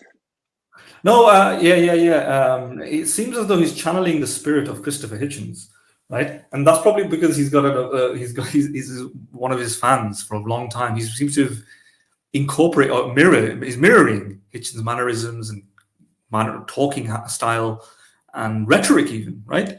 Even based on what he said in the past couple of past 10-20 minutes in the stream, he said something like, religion comes with this unalterable vision. That this is language that seems to be taken from Christopher Hitchens. So you can see him embodying his one of his favorite authors. You know, right. Even though he criticized. Yeah. Probably. I'm not saying he's like some sort of he worships Christopher Hitchens in an unconditional way. No, of course not. But he's a fan. Right. And no, I see your point. Totally. I can see that he's imitating him. Maybe he doesn't realize it. Maybe it's purposeful. He's still a young kid. Oh, he has said on record that he was influenced by Hitchens in his early years of activism, pretty much. So he's still to shake off all those, remaining, and Hitchens was pretty decent at, what talking, pretty much, right? Yeah. I think he was a little bit more too eloquent for his substance, right? Right. Yeah, agreed. Totally. I mean, his substance isn't. I mean, when it comes to religion, when he never dealt with the philosophical issues really in a tightly well-mannered way. He was very good at raising problems with the social problems of religion, the social ills and so on. That was his forte, I think, and other stuff like politics. He's good at politics, less good at philosophy.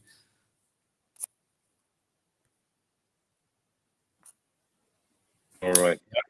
So shall we move on, or shall we try to close the stream? Anybody? I what do you think? I think we should spend about 10 or 15 more minutes on it and then close it, maybe 10 more minutes on it and close it. I think if anyone wants to leave, that's fully, and if anybody wants to come on, that's okay. Let's see if Cosmic wants to join in. I don't know if maybe he's studying, but we'll continue our review for another 10 minutes. Martin, that's okay, right? Yeah, I know Cosmic Inquirer saying is not a young kid. When you're my age, is a young kid. When you're Philo's age, is definitely a baby. Right. Yeah. I think he's a young kid in the sense when I was 24, even I had this kind of imitation complex or something. You end up imitating your favorite heroes, and it's a good thing because and then you move on. Then you move on to the next level, pretty much. Yeah, you move on to the next ladder, pretty much. Exactly. You shed your skin a little bit and you become yourself. But originally, because you're just finding yourself in the adult world, and realistically, people are not maturing until late 20s these days. So when I was that age, I mean, he might be a very mature 24-year-old, so I don't know. But I'm not saying he's doing it deliberately. It's very possible that ultimately you need a role model or guidance to point yourself in one direction and to start off, right? And you might start off with this personality, which will eventually get you through to that age, as you said. Yeah. Those last 5 minutes seemed like he was going on those emotional kind of overdrive, pretty much, right? Yeah. But yeah, I mean, he's that's what Hitchens did. Rhetorics is what. Yeah. Oh, it's a good thing you're not offended. I thought you were going to be offended by it. I think you were one of those people then, like, 24's not a kid, I'm an adult. Don't call me a kid. When I was all right, go on. I've posted the link, Cosmic, if you want to join in, and then we'll review for another 10-15 minutes or so, and probably Kylie will be dropping off. So Kylie, you want to add something before you leave? No, I think it's a good, interesting discussion. We'll try to complete this as much as we can. I'm a bit unwell today, as Philo mentioned in the beginning of the stream, so I might have to leave early, but I'll try to stick on as long as I can. You've done well so far. You did give a big spiel back then, so you've probably exhausted all of your reserve energy. So okay. Yeah. Okay. All right. Shall we move on then? Yeah. Well, abolition while they're doing it. So to take the abolition. Yeah. No, I was going to say. Go ahead. No, I was just going to say, since we only got 10 minutes left, do you want to go forward, or do you just comment on the last few things, that the substance of what Alex is saying? I mean, he's a 24-year-old who's imitating Hitchens, but we didn't talk about the substance there. And right. When I say he's imitating Hitchens, he's got a lot more substance than Hitchens when it comes to philosophy. He studied philosophy. I think Christopher Hitchens also studied philosophy. He studied philosophy, economics, and politics at Oxford, I think. But and I think Alex has studied philosophy and theology, which gives him a better grasp, I think, because he actually implements his philosophy training better than Hitchens did, right? But all I'm saying when I say he's like Hitchens, I mean in his talking style and some of his rhetoric, to be persuasive, he resembles a bit of the Hitchens style. Yeah, what do you think? Sorry, Martin, I was busy reading the comments. All right. Can you repeat that last point again? Sorry. Oh, it doesn't matter. I asked an unnecessary question. So let me just comment on what Alex is saying. Can you repeat the last question, please? Do you mind repeating the last question? Okay. All I said is, what do you think? Do you think he's a good he's better than Hitchens in terms of philosophy. And Right. Yeah. He's definitely much better. Definitely much yes. better. Yeah. I mean, I think Alex is quite good. I wouldn't use the word better because better would indicate just slightly, I mean, comparatively better as better. compared to Hitchens, right? That's, I mean, Yeah, but I mean, because I better think than Alex is Hitchens. philosophically very strong. I think so. Right. He's very consistent. I think he's very well versed. His his stance. I think he is. We have seen him grow on YouTube. Those who has followed him on YouTube, I think they would have noticed that in certain aspects he have, in fact, in very few of them, in fact, he has changed his stance. So I think he's philosophically very strong and consistent, and very consistent in his worldview.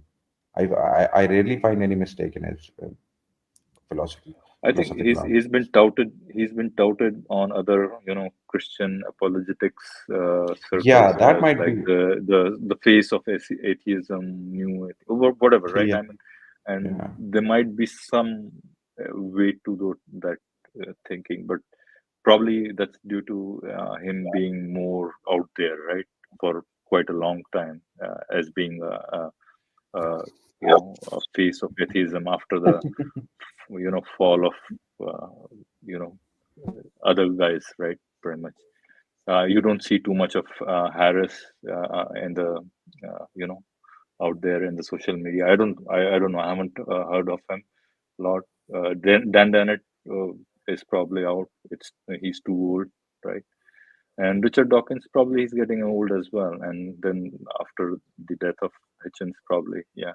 So new faces are being inducted into that atheist armory, pretty much, right? Yeah, and I think the theist faction actually they they're always looking for people to make to sort of designate as prophets for the atheistic side, for the atheist, and they have this tendency because they want, since they have that uh, someone is some infallible beings, at least prophets or gods, or God, who they claim are infallible, and they're often find themselves uh, you know you know in a problem because they have to defend everything that God and or a prophet has said, whereas atheists or agnostics or non-believers don't have that problem. So what they do is they always are looking for people to designate as prophets for the other side, so that they can then criticize. They first designate them as prophets, and then they sort of they point out their flaws in their philosophy. They then they propagate those flaws and say, declare those flaws as something, sorry, problematic, because they say that these are the prophets of atheism, and you see how illogical they are. I think that is their game, where they declare, that is their approach.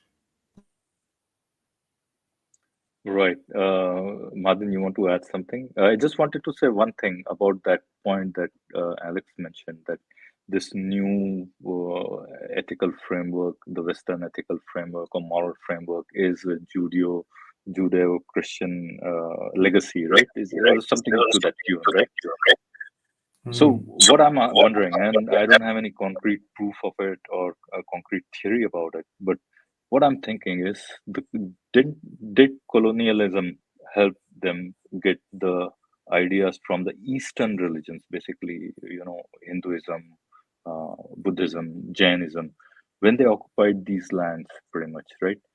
Did they learn a thing or two from them, and then kind of, even some of the Chinese philosophies probably they interacted with, and then did they import part of it into the Western side, and then the whole fabric that turned out in the Western, the moral fabric that turned out in the what we call as the Western ethical or moral system now, is it a reflection of that, or it's just like the Judeo-Christian legacy? So this is a question that I have. I don't know the answer, but I'm thinking that there were quite a few different things that were happening at that time, and then that's reflective of those things. Yeah, the current day Western political systems, the American Constitution and the European democracies have no resemblance to Judeo-Christian morality at all. Simple as that. Right. Even during its birth, if you want to just take account of like the American constitutional, if you actually read the founders, what they've said and how they talked about it, they were drawing inspiration from a number of authors, extending to Plato, extending to even Aristotle. Right. Even Ben Frank was a Cicero. Yeah. Cicero, and Stoics, the ancient Stoics, David Hume, David Hume, John Locke. It's a very selective interpretation of history to attribute it to religion. If you want to look into somebody called Richard Carrier, who is actually an historian, he's not a specialist in this area, but he's written something called That Christian Nation Nonsense. It's on his blog post. So it's called that Christian Nation Nonsense. Anybody who wants to debunk this myth that today's Western conception of morality originates from, or the political system or the constitutions originate from Judeo-Christian, it's been influenced by. I'm not denying that it's some influences, but this is more like a correlation causation fallacy. The fact that the vast majority of people were religious at the time does not mean it was caused by that. And the vast majority, the fact that a lot of science, and also the stuff like the Industrial Revolution and the Scientific Revolution, when it comes to people like Spinoza, Galileo, and so on, or Newton, the thing is, it's hard to it might be like it might be difficult to find a non-religious person during that time, especially. So therefore, that kind of biases the data in favor of it looking like it was done by religion. When it's hard to say whether religion was hard to say whether religion is used more like a language, a common source of inspiration, a common sort of memorabilia, or clothing, like a fabric on top of the real motivations, which came through a combination of many things, a constellation of factors that religion played an important role in, but a constellation of factors that probably were even more important, such as genuine rational thinking, genuine fair-minded thinking, genuine moral thinking, looking at insights from Cicero's works of what sort of political systems work and how to organize it, looking at democratic systems and the concept of democracy back from the ancient Greeks. And if we selectively, kind of retrospectively assign all of this to religion, you can make an equally meritworthy case that it can be attributed to the Stoics, the ancient Stoics, who had all these ideas. For Richard Carrier, for example, describes it on that blog piece that he's done. I think it was the Constitution of Solon, right? Solon or something, that highlights many very similar constitutional protections, including equal rights for everybody, which the American Constitution doesn't really articulate properly. Anyway, that's what led to slavery, right? And then they have to have an amendment to get rid of slavery, right? Because the equal rights didn't apply to every single human being, whereas in the ancient Stoics already had a concept of equal rights. So the question might be multiple here. Can you have a system without any reference to religion? Clearly, stuff like all of the historical examples from Confucius, from Cicero, from Aristotle, from the ancient Stoics overall shows that, and our human biology and experimental biology and moral psychology, everything that I've said about like experiments and evidence showing that even across the animal kingdom, you have basic sort of conception, a rudimentary conception of equal treatment, in the sense that reciprocal altruism is called. Reciprocal altruism, and I scratch your back, you scratch my back. And from that arises the biological blueprint towards equal rights. And equal rights is manifested in Chinese religions. Equal rights is manifested in the works of Confucius and amongst the ancient Stoics, who were known to be anti-religious, and they didn't have Christianity, at least. So this Judeo-Christian thing definitely is not necessarily the case. But if the question is, in terms of causation, was the modern day political systems, democracy, scientific revolution caused primarily due to religion of a specific type, which is Christian. Even that can't be said, because during that time, like I said, it's biased due to the fact that most people were religious. That doesn't mean that was the cause. And if you look into it, there's a multi-causal story of many different factors, ranging from general secular thinking, like John Locke, when he tried to predicate the equal rights principle. He made a reference to, I think, Jesus. I can't remember exactly. He made a reference to religion.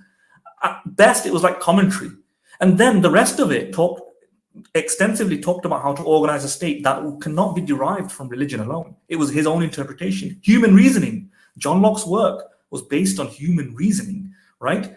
And he just makes one tiny reference or a few references to religion here and there, but most of it was built not on just an assumption, but built on almost like secular philosophy.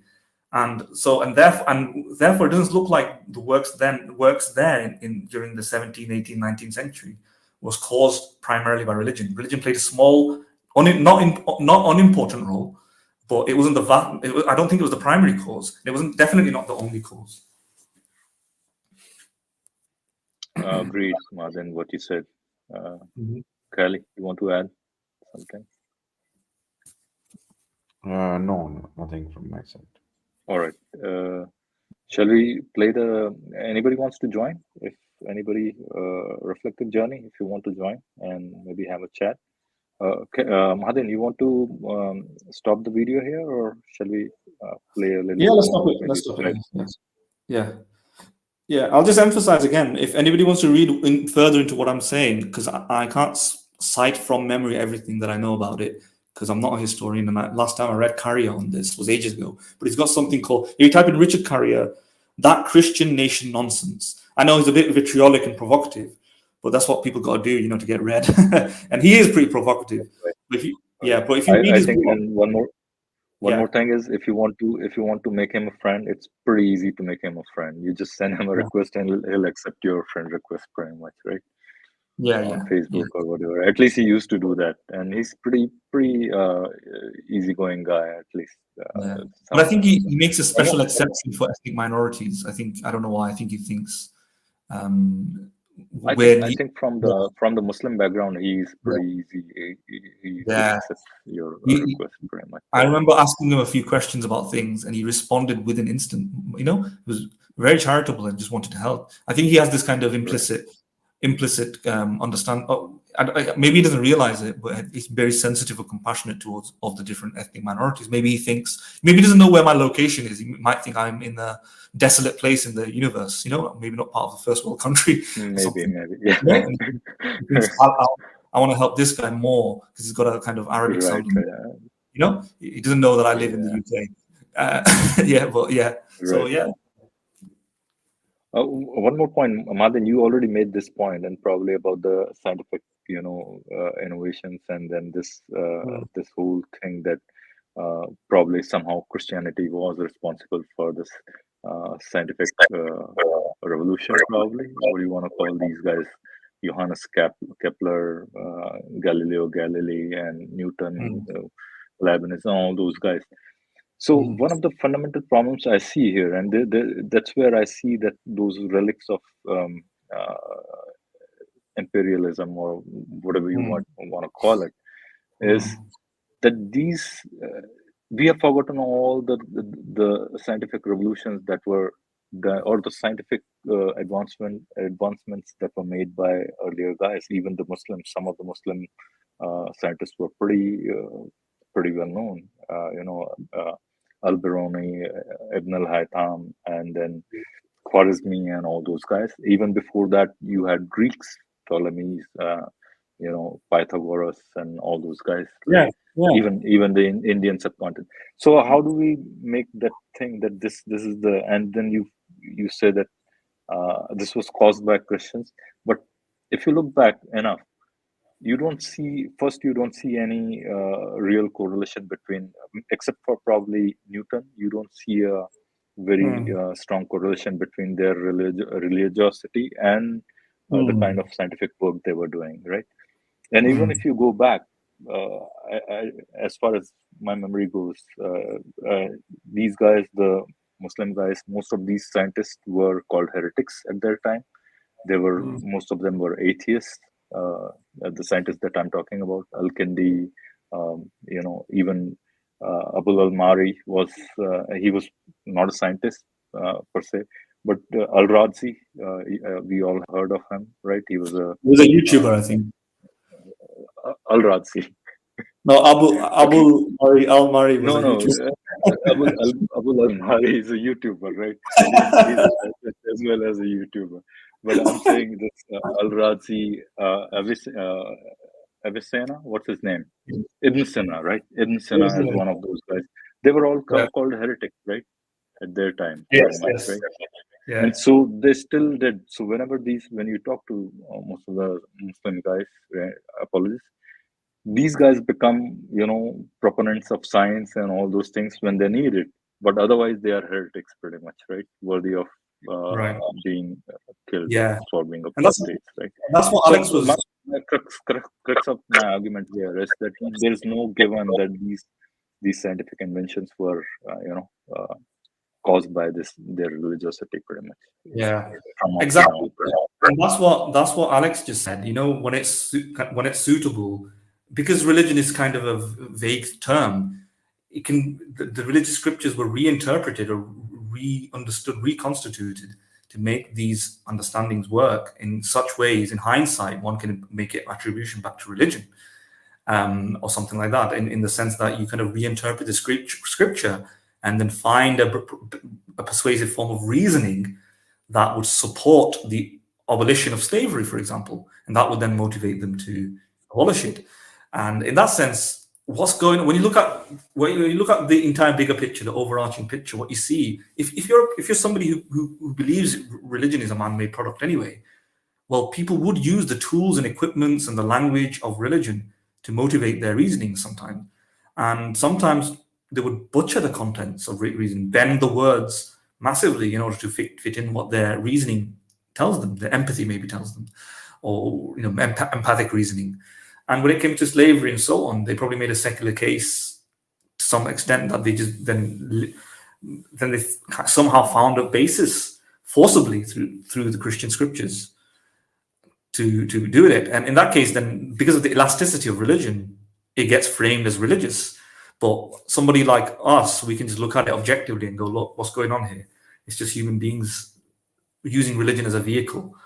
But yeah, I don't think, and that's what Alex points out there, like quite conveniently, all of these folks who were, against many of the precepts today are somehow retroactively making it compatible with religion and saying, look, all of these wonderful perks of 21st century technology, the modern day social justice feminist movement is actually in essence premised on feminist Christian philosophy or Christian religion, which is a hard move to make.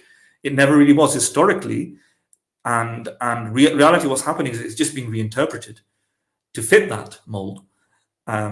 If you think the interpretation is a weak one, you can just dismiss it and say, look, historically it wasn't the case. The interpretation came later. It's a reinterpretation, and technically speaking, the 17th, 18th, 19th century religion wasn't compatible with these things.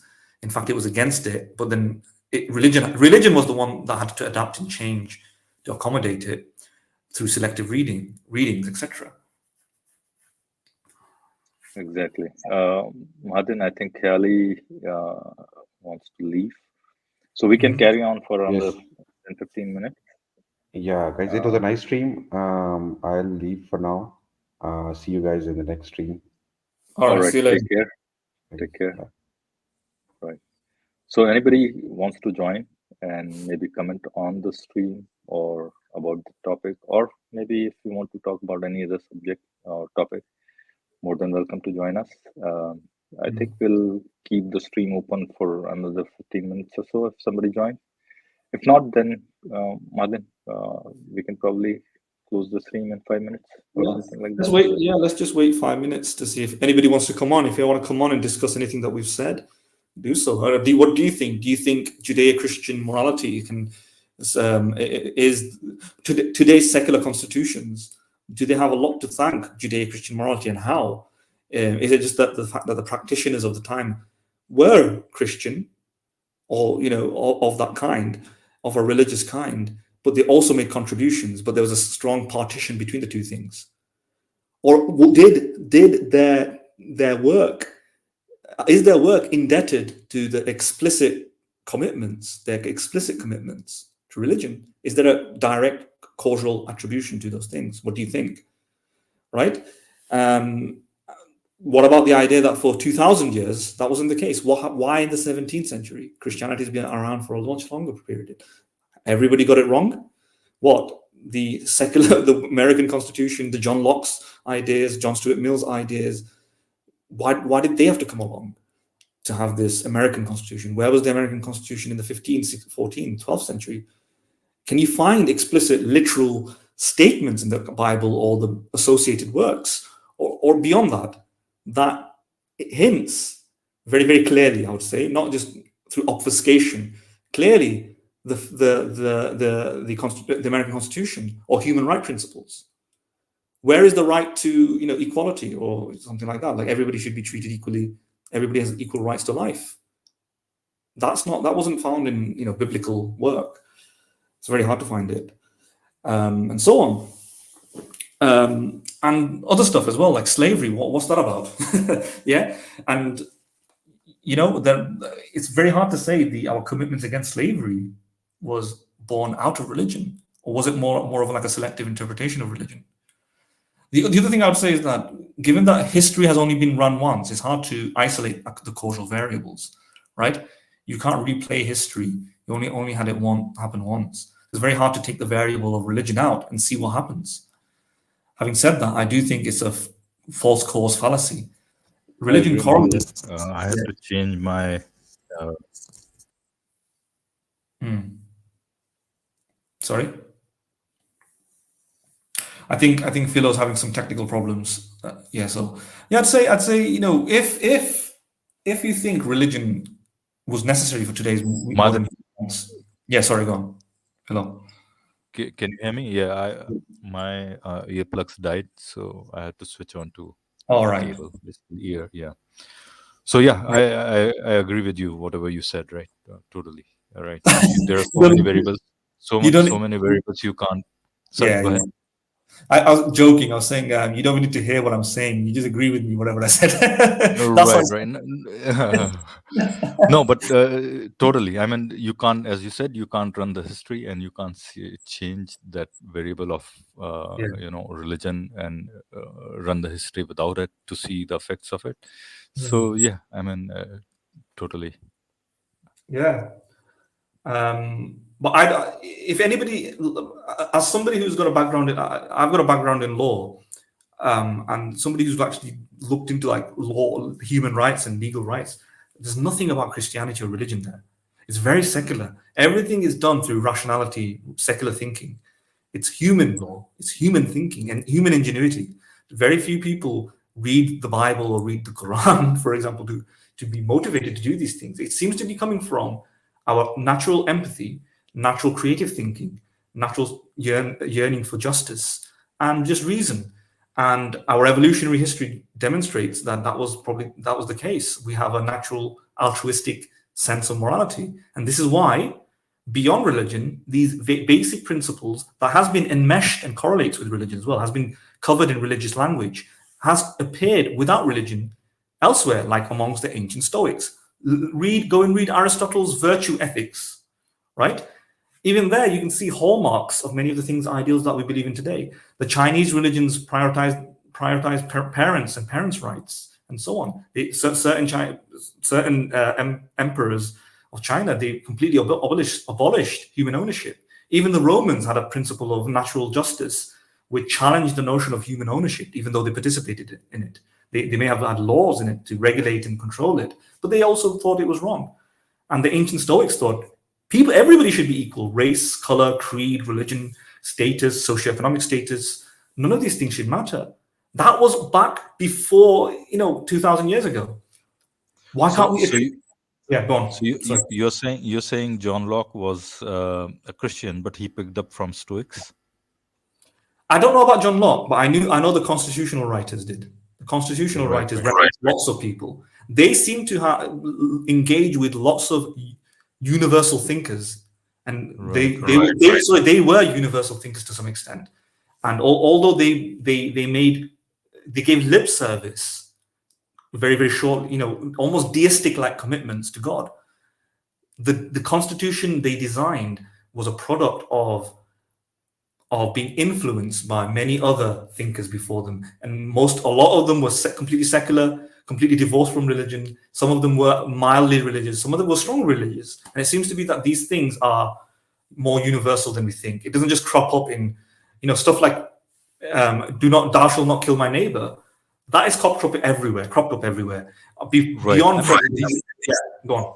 Sorry. These concepts are not new to humanity. They have been thought over again and again. And I think, see, all we know is the written history of humans. And then maybe what we know of philosophy is probably Socrates, Plato, and then Aristotle, probably, even probably before them, right? So maybe we haven't had that longer history of philosophy, but these thoughts were probably ubiquitous at that time as well, pretty much. People would have thought about all these problems. Yeah, they would have. Absolutely, they would have, because it's if you look into it through game theoretic logic, I've talked about in this past, the evidence, the mathematical theorems on this, and the genetic algorithms which actually test what is the most productive cost-benefit way of acting throughout society. It is to give reciprocal, equal regard to other members. I don't breach your territory. I don't interfere with your life. I don't interfere with your autonomy, and you don't interfere with mine. And most of the mathematical equations and visual displays and simulations show that this sort of game theory is the best, and that genetics, our genetic evolution, would have been selected this sort of arrangement where it would maximize the genetics for reciprocal altruism, where people reciprocate altruistically rather than non-altruistically and selfishly, because non-altruistic selfish behavior is an evolutionary-wise advantageous, but altruistic behavior is evolutionary-wise advantageous. So something like that comes, and we see that amongst of the animal kingdom as well. They try to treat each other unless and until someone disrupts the peace. Yeah, but otherwise, not all animals are like this, obviously, but there's a rough distribution. Or if the canine wants to mate. Yeah. But that's the same for humans. We do disrupt the peace, don't we? We do make excuses. There are psychopaths and sociopaths. Even benevolent people go to war. There are right. In the right circumstances, good people will go and kill other people. But as the game is improved, in the sense that there are sensible systems in place to resolve disputes, resources are good, the need for that decreases. And if you listen to Peter Singer's expanding moral circle, the inner tribe, generally the equal right for my neighbor type of thing, equal rights for everyone, usually applied to the tribe, right? But that's because these tribes were in very, very geographically isolated places, and amongst warring tribes, and the land was contested, and one tribe will kill the other. So most tribe members had that equal right to have property, have life, and to some extent, there was lots of, I would say there was a distinct leaning towards that direction, right? But outside tribe members weren't. They were deemed to be dehumanized. They were dehumanized, and you would be killed, and so on. But as we've grown as a civilization, those barriers and boundaries have been eroded, and the tribe has expanded. And this is why Peter Singer dubs it the expanding moral circle. Different tribes have become part of the moral circle. It's starting off with different races, blacks, different people with different sexual orientations, women, and so on. Yeah, and right. Eventually to the point, it's becoming global almost now. Yes, 21st century, exactly. Probably. Yeah, right. Exactly. All of the evidence suggests that this is a combination of empathy, reasoning, and happenstance, coincidences during, when I say coincidence, I mean just a merry happenstance at the time where resources became fairly capable of being distributed equally, and therefore people would be able to be capitalized, could capitalize their more empathy signals in their body. It's not that we became more empathic, we did evolve to become more empathic.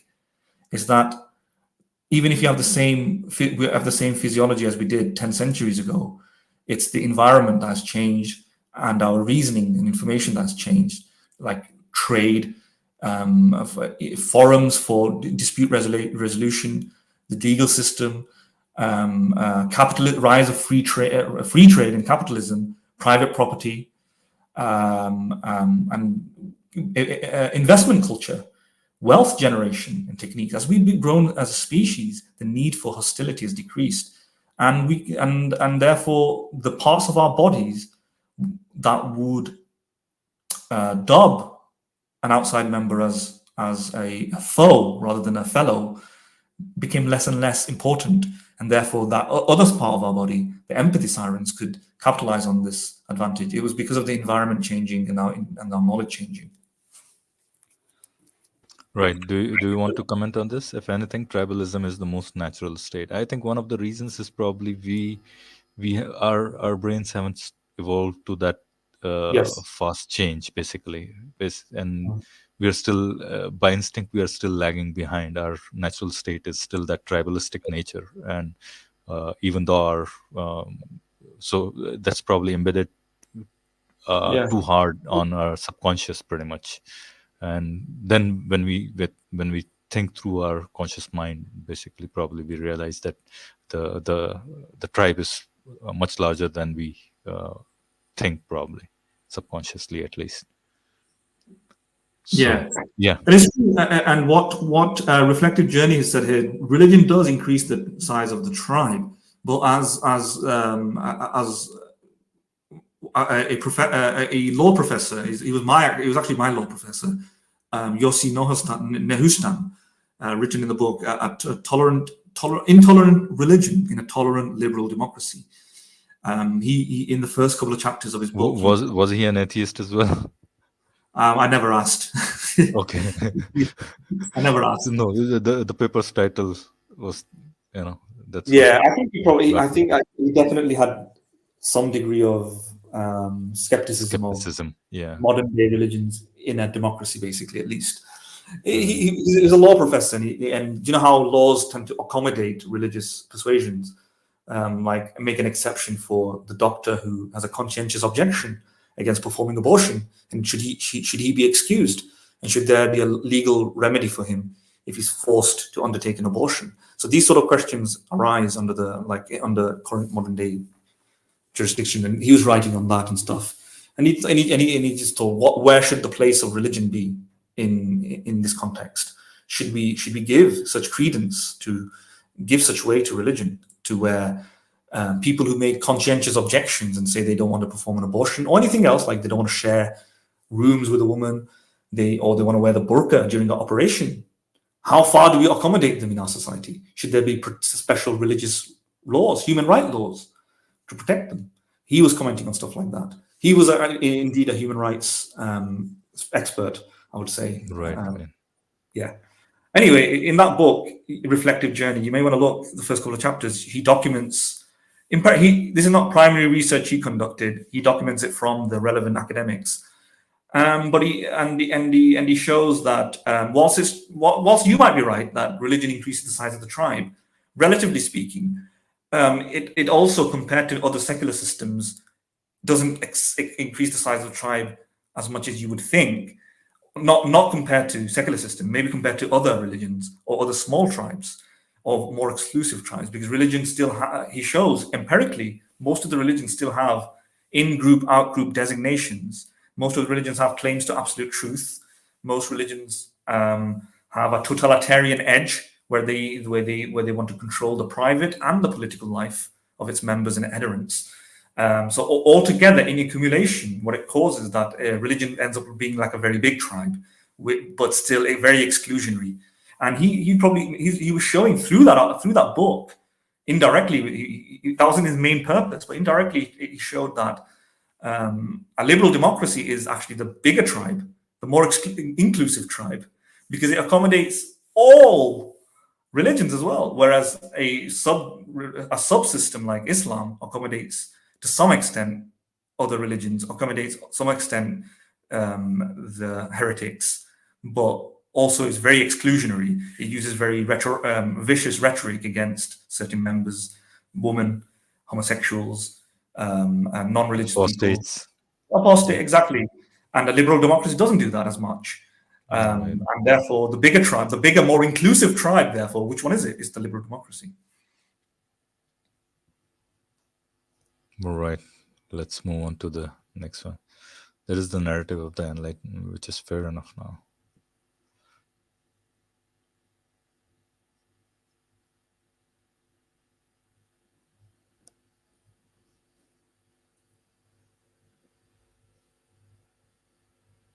I'm just reading that the issue of a normative claim, or issue of normative claims, religion gives a set of norms which they claim to be divine to get agreement, and then it is dialectical of the internal contradiction of the claims. Yeah, that seems to be correct. Really, if you view religion as just a human product, then of course religion was the most important and most dominant socio-economic cultural system. It's just another socio-economic cultural system. And as people develop the more stringent literalist interpretations of religion had to be manipulated and watered down and be amended ultimately in order to accommodate a more, I think, tolerant system. That's really it. I know that you said a reflective journey before that's the narrative of the Enlightenment. I do agree, yeah. Which I am somewhat persuaded by, yes.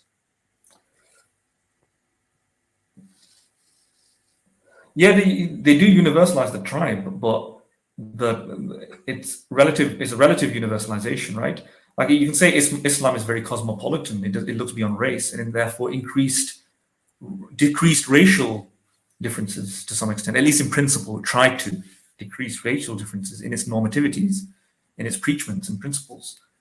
But even something that decreases racial tension even more, or even other characteristics like race, sex, or sexual orientation, and gender, and so on.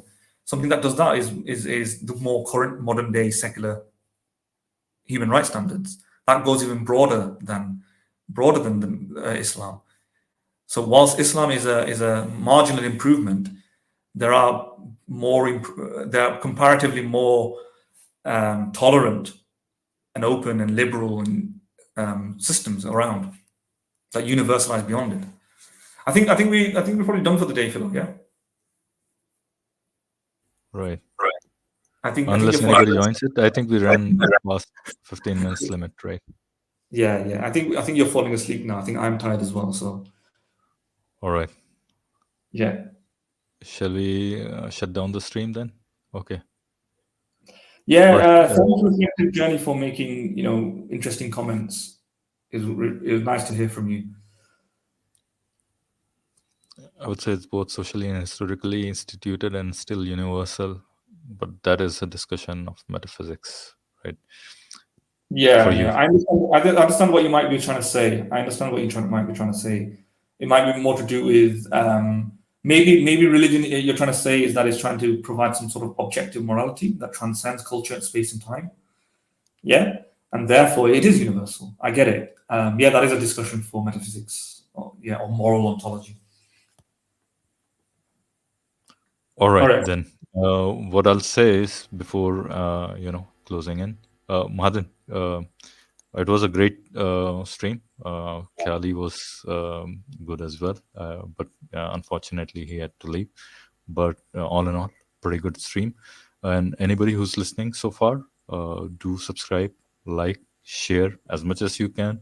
I think we don't have too many viewers for our English streams, but we should have, because this is like philosophy heavy content, and this is like Madan's playground pretty much, right? So Mm. yeah, I mean, what I would say is after the stream is over, there is a question that you need to answer that's still on the screen right now, and leave a comment and press the notification bell. And so ciao from my side.